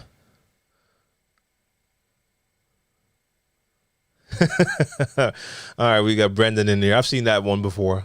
Why is a building called a building even when it's fully constructed? I always like those. Sinead, what up? Sinead Wells in the building. Which do you think is a better controller as far as the same feel as turntables? DDJ SRT 1000 SRT, DDJ SZ2. Same as turntables, none of them. DDJ 1000 feels a lot more like CDJs than the SZ did, in my opinion. I love the 1000. Yeah, but it didn't feel like a turntable. It felt like a CDJ, but that was a good thing. If I want a controller that feels like a turntable, it's going to be something with motorized platters. It has to be. So original Fresh Prince, like I said, that, and someone already said it there. I think Wave said it. TLM stands for The Last Mohican. Last Mohican is a novel, was also turned into a movie a couple of times over. And my government name comes from that novel. So I was named after one of the Mohicans. And when I found that, I was like, hey, I like this. The book is called Last of the Mohicans. So being that I was one of those, I call myself The Last Mohican, TLM. That's it. Is Twitch the best place to live stream DJ? I mean, at the moment, that is where the audience is at. Mixcloud is going to be it because they're the only ones who actually are able to do it legally. When I stream on Twitch, it works during the live stream. Right after I finish mixing, most of my mix has been muted because of copyright issues. I have to make sure I delete it straight away because people have already lost accounts due to copyright issues. Same thing, of course, with places like Facebook. The audience might be there, but even when you start a stream, that will get taken down. So Mixcloud, Periscope, they won't take it down, but Periscope is only going to be around for a couple more months. And Twitch is a great place now because the audience is there, and the audience is not going to shift to Mixcloud unless enough DJs start to go there. I mean, I do my mix streams on Mixcloud and Twitch and Periscope, but if I start to feel that in any way Twitch, that I could lose everything on Twitch, then I don't know if it makes sense to continue. I mean, I stopped doing mix streams on YouTube because of all the copyright issues. I don't want to risk my YouTube channel. But at the moment, Twitch is the best place. Mixcloud is where you should also be aiming at, just because it is going to grow. Then I owe you many comments. Reaper, I appreciate that. All right, let's see here. The chat is paused due to scroll. No. Oh, I see a lot of things going on here. What, did I miss something? Did I miss a raid, guys? I'm really sorry if I did. Damn, I did. Okay, W, welcome them. Who raided? Who raided? Damn, SK, I didn't even see that, bro. Salute to you. And that's already probably, I don't know how many minutes ago. I was looking at a different screen. Sorry, guys. Welcome. We've been talking about the S7. I showed the S7, and I'm just answering a lot of DJ questions right now. So that's going on. Damn, how long ago was that, yo? I didn't see that on the other chats. My Twitch chat is not going through the restream, so I missed that. What up, Irvan? Or just someone talking about Irvan? Oh, there he is. Irvan, what up? Salute to SK once again.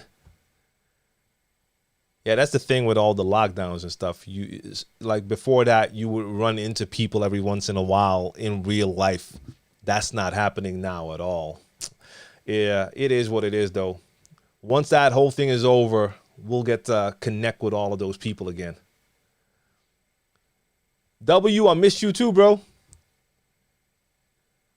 So we got the German stream up in the building. My neighbors. Broadcasting live from Amsterdam, so I'm not that far from you. What else is going on in here?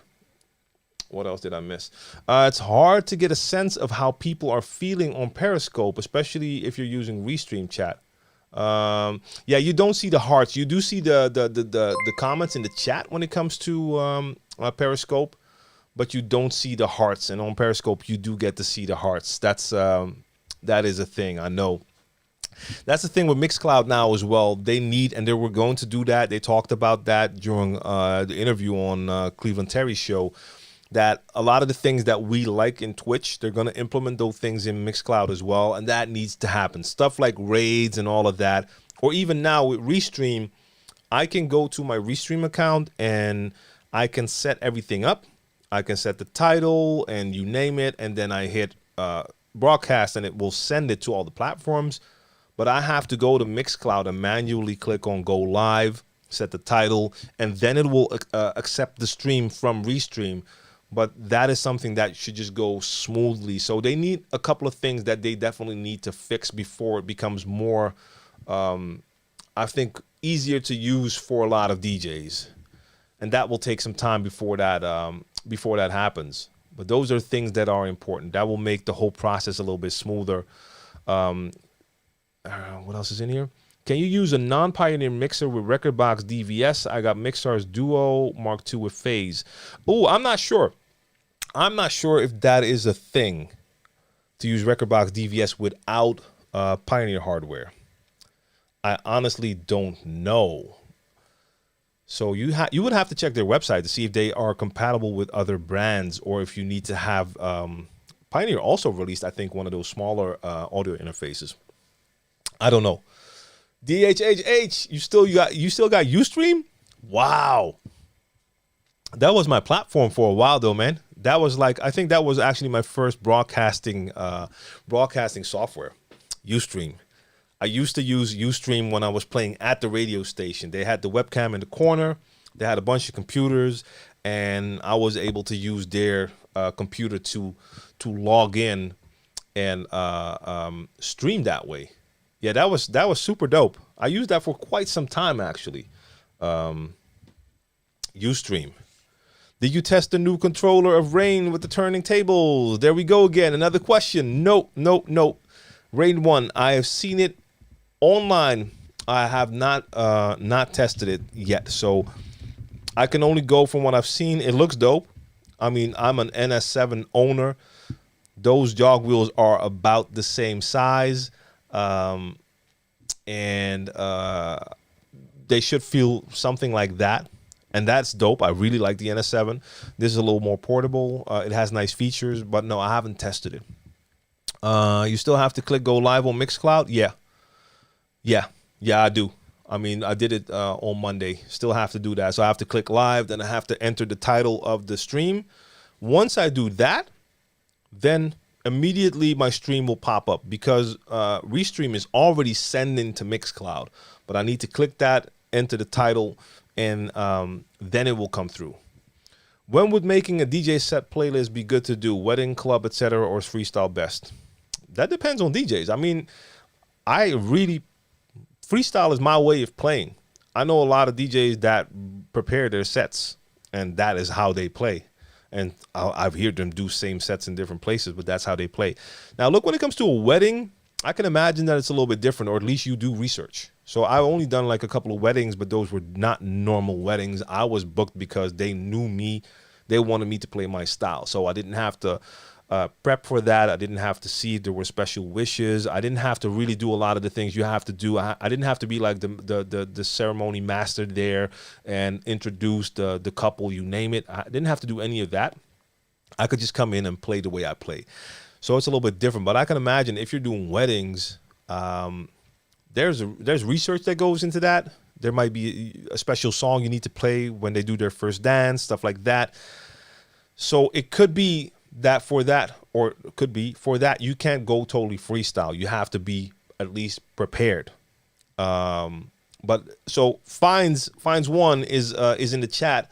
He's a wedding DJ, and you have to prepare. So that's good to hear. So that's what I would imagine, like I said, because there's more things you have to deal with. This is not like some club event where you come in and you just rock the crowd, play some bangers. There's a lot of things that I think come into play. So Finds, I think you can correct me or add on. Like I said, like knowing the first song to play when they do their first dance, knowing if there's certain wishes, what you should play during like the warm-up or the reception part, you name it. It could very well be that there's like a list of no play songs, certain things that they don't want to hear. That's a possibility. Can you play dirty songs? Do they have to be clean? do they have special wishes? So the one thing I did for friends of mine when I played their wedding, I got to do my thing, and they gave me a short list of some of the favorite songs of the bride, which included a couple of songs that I normally don't play. So I got those songs and worked those into my freestyle set, but I made sure I played those songs. So fine said, you have like special requests, you have the do not play, cocktail music. So you cannot be booked for a wedding and just show up with music and be like, all right, let's rock the party. It's not going to be the same thing at all. Is there any change in DJs caused by the coronavirus? Any change in DJs? Yeah, a lot of DJs aren't playing, and a lot of DJs are streaming. That is a direct result of Corona. We don't have gigs because the clubs aren't open, and we're all streaming because that is a great outlet, and that's for a lot of people the only options. Have you ever had a gig where the crowd didn't like the music you played and didn't want to dance? Daniel, it's so great that you asked this question, because just today I got a comment on YouTube, and this was a comment on an old video. Where's my phone? This was a comment on a video from, I don't know how many years ago, but quite a bunch of years ago. I'm going to grab the comment for a second, because you just proved my point, and you don't even know it. And I have no ill feelings towards the person who made the comment. I didn't even talk to him. So his comment was on a video from, I don't know, like whatever, 4 years ago. TLM's a good dude with a lot of helpful tips, but how many times am I going to hear this story? That was a reply to a video of mine called "The Crowd Is Not Feeling You." Now, my answer to that person already was, the answer is simple. A lot of topics will always come back because people keep asking those questions. And you just proved my point. There's the question. And it's perfectly normal. This is one of the things you have to deal with as DJs. A lot of people will not see all of the content that I or other people create. So those questions will come up. And that's a great question, because yes, I've had gigs where the crowd did not like the music I played. Or, so both, and I've also had parties where the crowd gives you the vibe as if they're not liking the songs, even though afterwards you find out that they actually had a great time. So the second example is different. You have a crowd, and those people are just not into showing emotion. So they were moving back and forth a bit. No oohs and ahs, no hands up, none of that. And I was like, okay, they're not feeling this. Let me try this. Okay, they're not feeling that. Let me try that. Not feeling that. Let me try this. After I tried a couple of lanes that I could travel, and I see that I'm not getting the reaction, I switch, and then it's okay. I'm going to do me. I'm going to play party tracks, rock it, have a good time. I tried. They were not feeling all of that. I'm going to do my thing. I was playing with another DJ, and he panicked the F out. He was actually panicking. He was like, what am I going to do? They're not feeling this. I don't know what to do next. I was like, dude, just play. Just play. Now, I talked to a bouncer. There goes my camera again. 1, 2, 1, 2. I talked to one of the bouncers, and after my gig, and he explained to me, like, yeah, they're always like that over here. They're always like that. They had a great time. Like, they would walk out the club and tell the bouncer they had a good time, but they don't show emotion. So that's one thing. The other thing is, you might go to a spot, get wrong info. I've been booked to play hip hop, and then you get there and that crowd is not into hip hop. It happens as well. So then you start to play, and then it's clearly music they don't like. Now, either you have different music on you, with you, then you can try different styles. But I'm talking about even in my vinyl days. So I was booked to play hip hop. I show up with hip hop crates. If the crowd is not into hip hop, I don't have a fallback because my crates were filled with hip hop. So in that scenario, yeah, you're basically kind of screwed. So either you decide, if the total crowd is not feeling it, I could go up to the promoter and just say, like, hey, man, you booked me for this, but this is clearly not what they want. What do you want to do? Either you have some other DJ that wants to play, or I'm going to continue to do this, and you might lose your audience. That could happen. Now, to be honest, that has not happened to me a lot. Most of the times I was able to just switch because I would have more music on me. Or for instance, I was booked to play hip hop, and it was clear that that crowd was totally into dancehall. Now, I had some, but not enough to fill my entire set. So I played every single dancehall song I could find in my dancehall collection on special double vinyl with a collection of different songs. Anything that had like a dancehall type of feel to it, all of that, play that, and left that crowd pretty happy, even though that was not how I came in there. So yes, it has happened to me. It can happen to you.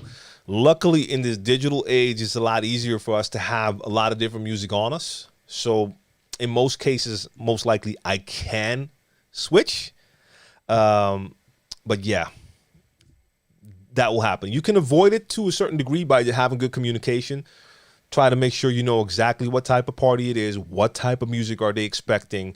And most of the time that info will help you out, but you have to make sure you're clear. So just saying hip hop is not clear enough because some people will have a totally different definition of hip hop than you. So you need to make sure you have an idea of what kind of tracks they're talking about.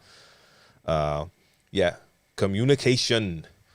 I'm trying to find something I wanted to show you. I can see if I can show it on a screen right here. Yeah, let me just see if I can share that screen for you. Let me grab my restream. This is from 10 years ago. Damn it. Come on, window. Work with me, work with me. All right, so I have, I need one of my screens. This one right here.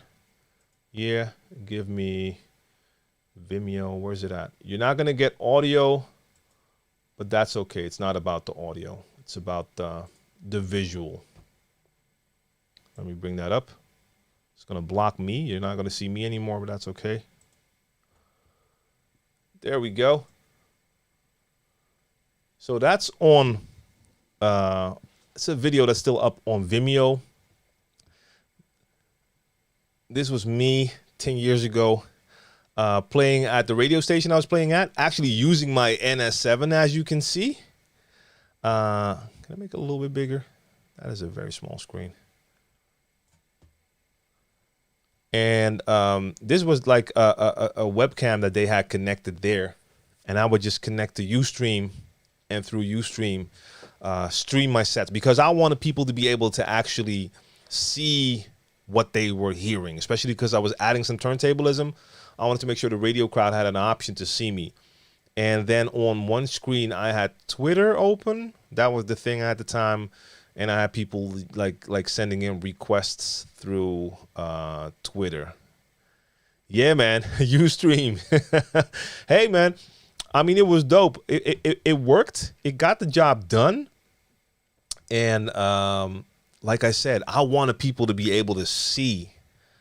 Because especially like a scratch is a scratch. People can recognize it and know that you're scratching. But as soon as like when you start to do backspins or maybe a little juggle, if they only hear it on the radio, they're like, what is the DJ doing? He's messing up the songs. And when you can see it, they might still not understand, but at least they can see what you're doing. So yeah, man, that was streaming 10 years ago using that NS. When I see the NS7, it makes me just want to grab it right now. That was such a dope device. Even though the Mark II and 3 were definitely a lot better than that Mark I, and I still have the Mark I, it was so dope. Like we were talking about earlier, if you want to have controllers that have any resemblance of the turntable feel, you need something with a motorized platter. This was that thing. The all-in-one of it made it dope. It was big, but it was still something I could drag around. In this case, I just actually left it at that radio station. I came in every week to do my show. I did not take it with me every week. I just left it there. Reaper, you do not do anything when it comes to multiple cameras in Restream. Okay, Stulu says the same thing. So all that Restream does for you is it takes what you sent to it from your streaming software. So in my case, from OBS. In OBS, I insert the stream key from Restream, send that to Restream, and then Restream will send it to whatever platform I have activated. So for this live stream, I send it to YouTube, Facebook, Periscope, and Twitch. But that's all it does. So yeah, man, that's me on using Ustream 10 years ago. Having a lot of fun doing that. That was dope. But that's the thing. That's all Restream does for you. Just like a repost, this Restream. So it takes your stream and then it can send it to different platforms. Wonder if the paint is better on the S7 because my S11 SE paint is fading within a month. Oh, wow, Walter, really? Already? So either you're working that thing all day long or that paint job is just a little bit weak if it's already disappearing after a month. Like, yeah, I mean, on my S9, it's actually, it's okay. It is faded. I'm looking around as if my S9 is here, but I think it's somewhere behind me. But it's faded a bit, but it's still there, I think. Okay, let me go up a bit. I play apartment parties for college kids. Started playing. Dope. Hey, why not, man? I actually did like way back. I did DJ at a couple of like they weren't really dorm rooms. It was, but they were like university kids all staying in an apartment building, and they would organize parties, and we would bring in like turntables and crates of vinyl and play there. Like pretty grimy but dope, or as vile, I should say. All right, let's see. Ever played Swing Crowd? DHHH, explain that to me for a sec. Define Swing Crowd for me. Did you ever have groupies who try to get you while a gig? Is it unprofessional to change numbers with them? If you're single and a girl comes up to you and you like that girl, you want to exchange numbers, you can exchange numbers. Why not? I mean, yes, you are basically at your place of work, but people hook up at work as well. So you could do that. In my case, I have to say it's not that exciting. It's not something that has happened to me too often. I mean, I think there's been a couple of gigs that when I was finished playing, that a girl would come up to me and talk to me like, hey, blah, blah, this is my name. Do you want to give me your number? And I had a very simple answer for that. I was like, nah, don't think my girl would appreciate that. So sorry. I mean, I wasn't rude about it, but I've made it pretty clear straight away, like, that is not going to happen. So, but if I was single, I don't think it's something that's not professional. Now, during a set, if I'm still playing and while the song is playing, I'm like exchanging numbers, nah, that's not the thing. You should be working them. But if your set is done, then basically you're done with your work. So I don't think that's a problem, Sven. Let's see.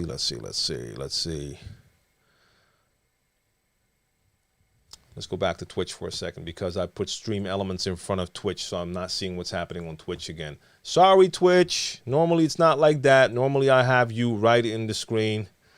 Rico Steez, what up? My #1 podcast and streaming advice. Wow. I'm almost tempted to say the same thing I told someone last week when they asked a similar question. My #1 advice would be begin. That is the most important thing. Start. Don't overthink. Don't try to create something that's perfect before you go. Start, because you need the experience. Like if I listen back to some of my first podcast episodes, yeah, it's okay, but it could be better. And then it got better. And you need to learn how to do it. Real DJ Rick says consistency. Consistency is important when you want to start building. That is a thing. Like in the beginning, to be honest, that's not even the most important thing, because if you're just starting out, you're not gonna have that audience. It's not gonna come that fast unless you already have a big fan base. But you need to start and actually experience how it is to do it. Learn how to do it. Become better at it. You'll become more comfortable talking into a microphone, talking at a camera. That is something you have to learn. Some people will have an easier time doing it, but for some, like a question earlier, like someone who has issues or a hard time using the microphone, That is something you have to learn. It's the same thing with podcasting. You have to find your own flow, your own rhythm. I mean, same thing you see with people when you see certain people, they have definitely have a different type of personality when they start to do videos or live stream or do podcasts. For some people that works. So they'll give you a different type of energy than they give when they're normally talking to you. I chose to be me because that's the easiest thing to do. I don't have to think. I can just be. That's why if you talk to me outside of a stream, it's going to sound like this. It's the same me. I know a lot of people that you see, and then they might talk to you in a normal fashion. And then when the camera, as soon as the camera turns on, hey, how we doing? Let's go. Look, they're coming at you with this crazy, like, sorry for the ear rape right there, but they're coming at you with this weird high type of energy, and that's their thing. And a lot of people like that. But then as soon as they're done, it drops back down. So yeah, the easiest thing to do is be you. And that's not even entirely true, because a lot of people feel pressure to act a certain way. But at the end of the day, it's the easiest to be you, totally be you. Because like I said, I don't have to think about being me. I can just be me. With restrictions, I'll be honest about that. With restrictions, even though I changed as a person, like when I first started to do videos, I would even include certain cuss words, and I took those out. Simply because I also wanted to be sure that if people want to watch like a DJ tutorial with their kids, that they're not all of a sudden hearing all kinds of language. Now, overall, that has changed within me as well, especially since having kids. Like I basically don't curse anymore, hardly. Before that, when I was talking with homies, you would hear a lot more words in there. That has just gone down overall. But for my streams and podcast and whatever I do, whatever type of content I create, I didn't feel like it was something I wanted to add. I'm not saying it's a bad thing. So some people will have a bunch of cuss words in everything they do, and that is also being them. So that's cool.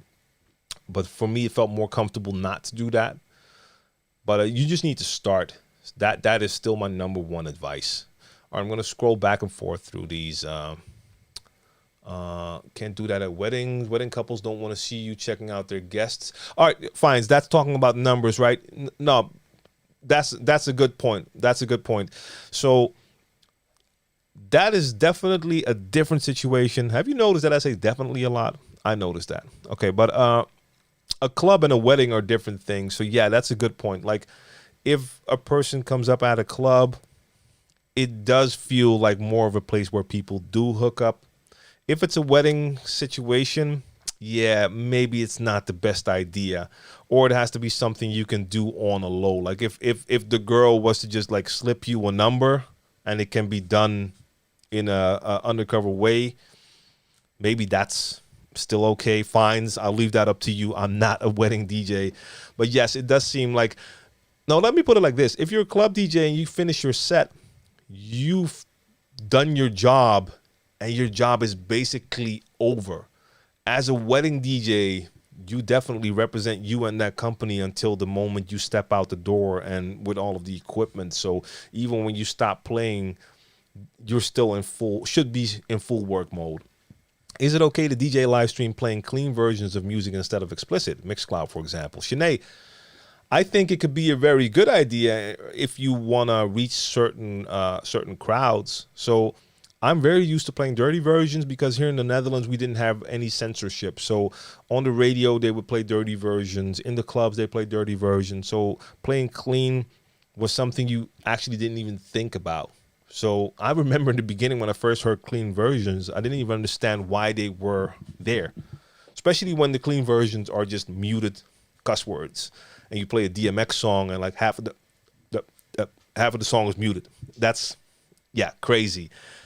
But let's say you want to do mixes and you would like this to be something that is going to be played at, I don't even know if that works, but LA Fitness or like gyms and whatever.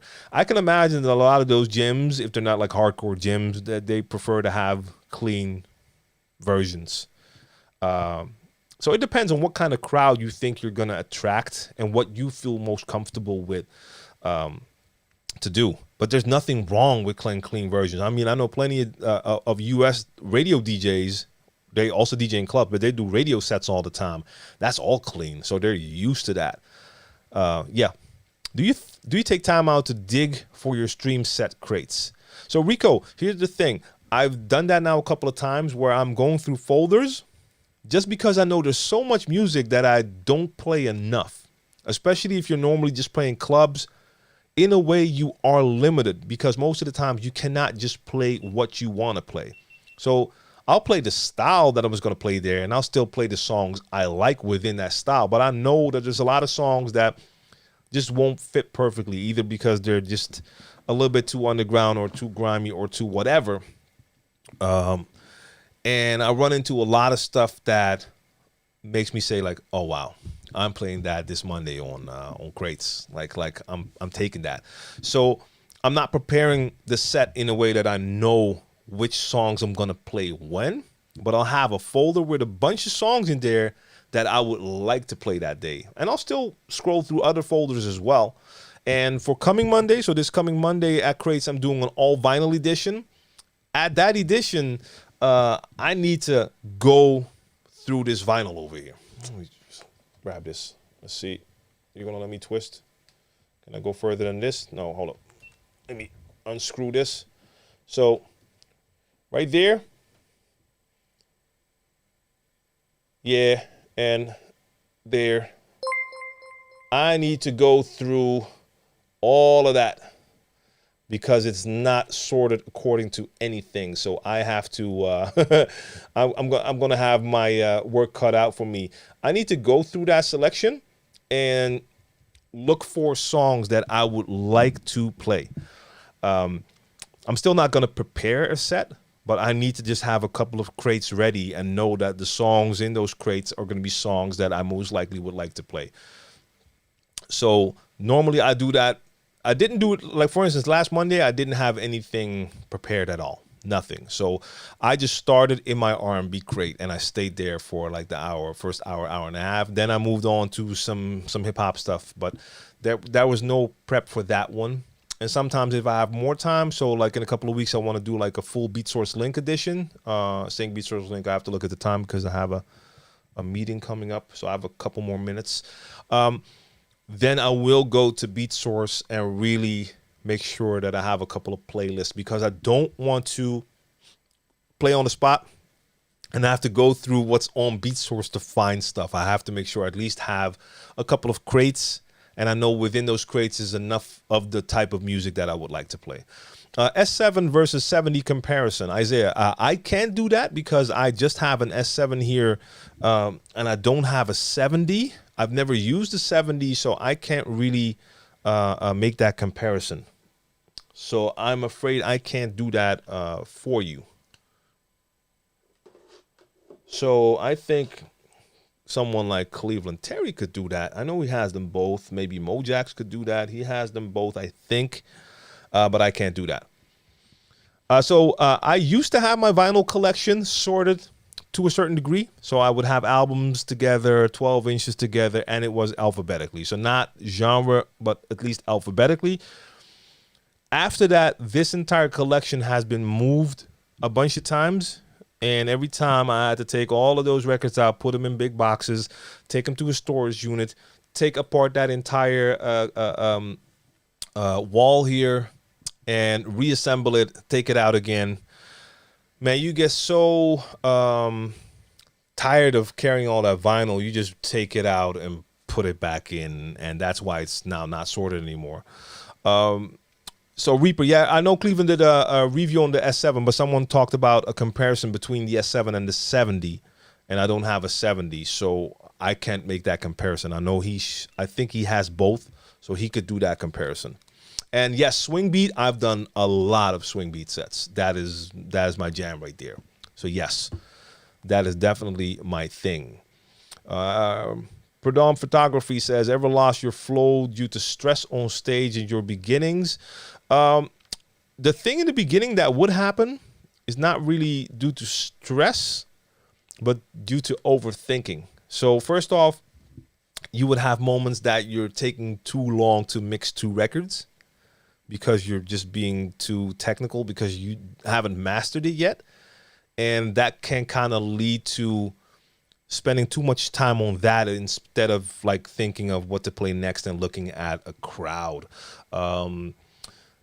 I've had one or two moments where I was DJing that I was going through my crates and I just couldn't find the next song to play. That can be kind of stressful. Like at a certain point, you're going through those, I'm still using vinyl terms here, but still going through them so fast and you just couldn't find it.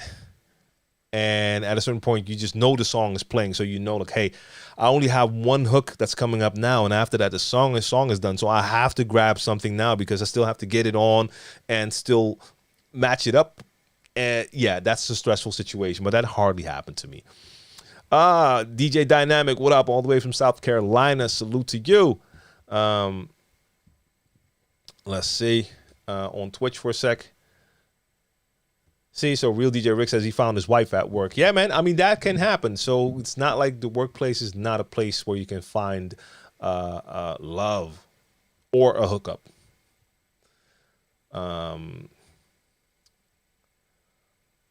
Let's see.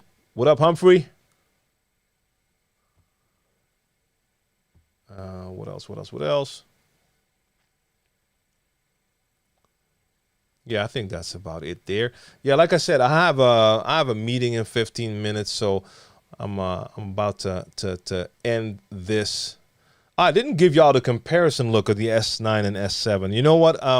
Like I said, I'll have a video up on YouTube tonight, my first look video of the S7, and I did a bunch of comparison shots with the S9 and S7 in there, and my conclusion, even though we talked about it in the live stream, yeah, I don't really have time to do that now because you were active. Y'all had a bunch of questions, and that's exactly what this live stream is for. Actually, DJ Dynamic, that's one thing I didn't mention when it came to the S7. It also has the scratch bank feature. That is something the S9 doesn't have. That is something that I also see as an advantage. My thoughts on it beyond that, I haven't.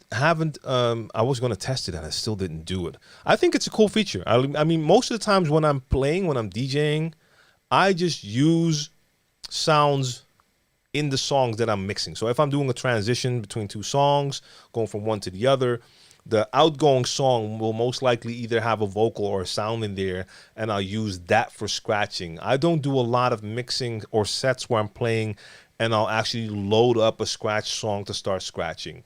That has happened once or twice that I'm like, okay, next up I'm going to play an instrumental and I'm going to load up a sound to do some scratching.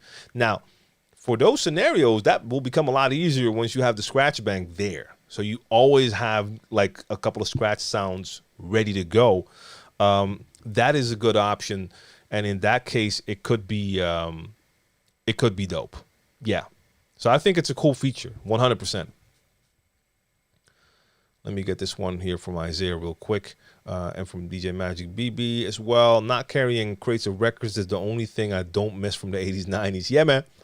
I mean, it was a great workout, but at a certain point, like especially when you did your gig, you played for like 3, 4, 5, whatever, 6 hours, and you get home, and then you still have to carry all the crates, especially if you have to carry them upstairs. And in my case, I had to carry them upstairs and then downstairs again. Yeah. And I've also had gigs where I had those crates and I had the turntables. I don't mind having not having to do that anymore. So Isaiah said, I went to mobile DJing full-time in 2018. Had to pick up some temp work 2020. It's been rough. Yeah, man. I mean, it is. For you to stay in there, hang in there. Like I said, I mean, there is light at the end of the tunnel, but it's going to take some time. So I hope for everyone out there that you are able to pick up that work again. Like I know for me, live streaming is the thing I like to do. I'll do gigs and live streaming. I have to see what happens when it comes to clubs, how that's going to work. Are we just going to have the same type of club scene we had before? I don't know. I do think for mobile DJs and wedding DJs, it might be, I don't want to say easier, but I think you should be able to get back on track sooner, because those private events and weddings, I would assume that those will go back to being there again, maybe even before like the bigger club parties. Like if people can have weddings again, they're going to have weddings again. And if they can get DJs again, they're going to get DJs again. I would assume that that's the case, especially because most of the times you're not talking about huge audiences.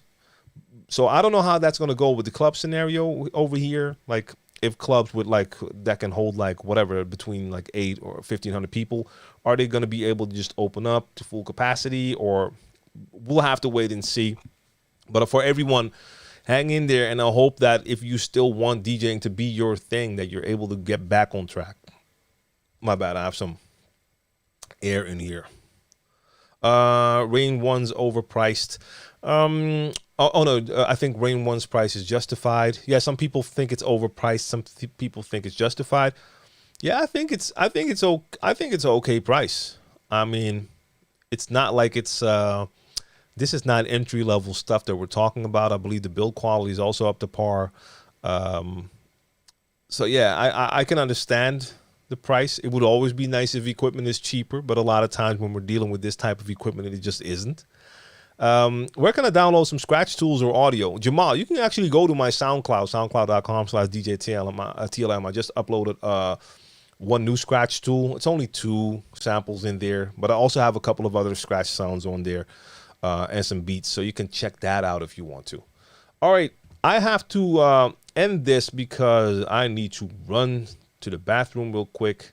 I need to get something to drink, and I need to get ready for a meeting in 10 minutes. So I had a good time. I hope you had a good time. I enjoyed all the questions, all the talk, the chat between all of y'all in there. I hope you enjoyed the little look at the S7. Like I said, I'll have a video up late tonight about my first look of the S7. I'll be live streaming on Friday, Certified Bangers, and I'll make sure I put that up on the screen. That's this Friday. Let me just add it right now so you can see it on screen. I'll be DJing my show that I do once every 2 weeks. That show is called Certified Bangers. That's this Friday, and that's 9 Central European time. So you have to check your own time. So for LA, that is 12 in the afternoon. For New York, that's going to be, what is it again? Like 3 in the afternoon. You have to see what your local time is. I'll be mixing using the S7, and then on Monday, or you can catch me on Sunday for plugging in. Watch me as I share my screen, as I do edits, make beats, and all of that. I'll be back on Monday with Crates, my other mix show, and that's going to be an all vinyl edition. I need to actually put that up on the screen. But Monday, Crates, all vinyl, also with the S7. That's it for now. Sven, gute Nacht und bis Freitag. Ich freue mich auf Certified Bangers. I can tell I haven't spoken any German in a while. That came out rusty as hell. All right, so everyone out there, stay safe. See y'all soon. Thanks for tuning in, for the support and all that. Appreciate y'all, and see me when you see me, and I'll see you when I see you. Peace.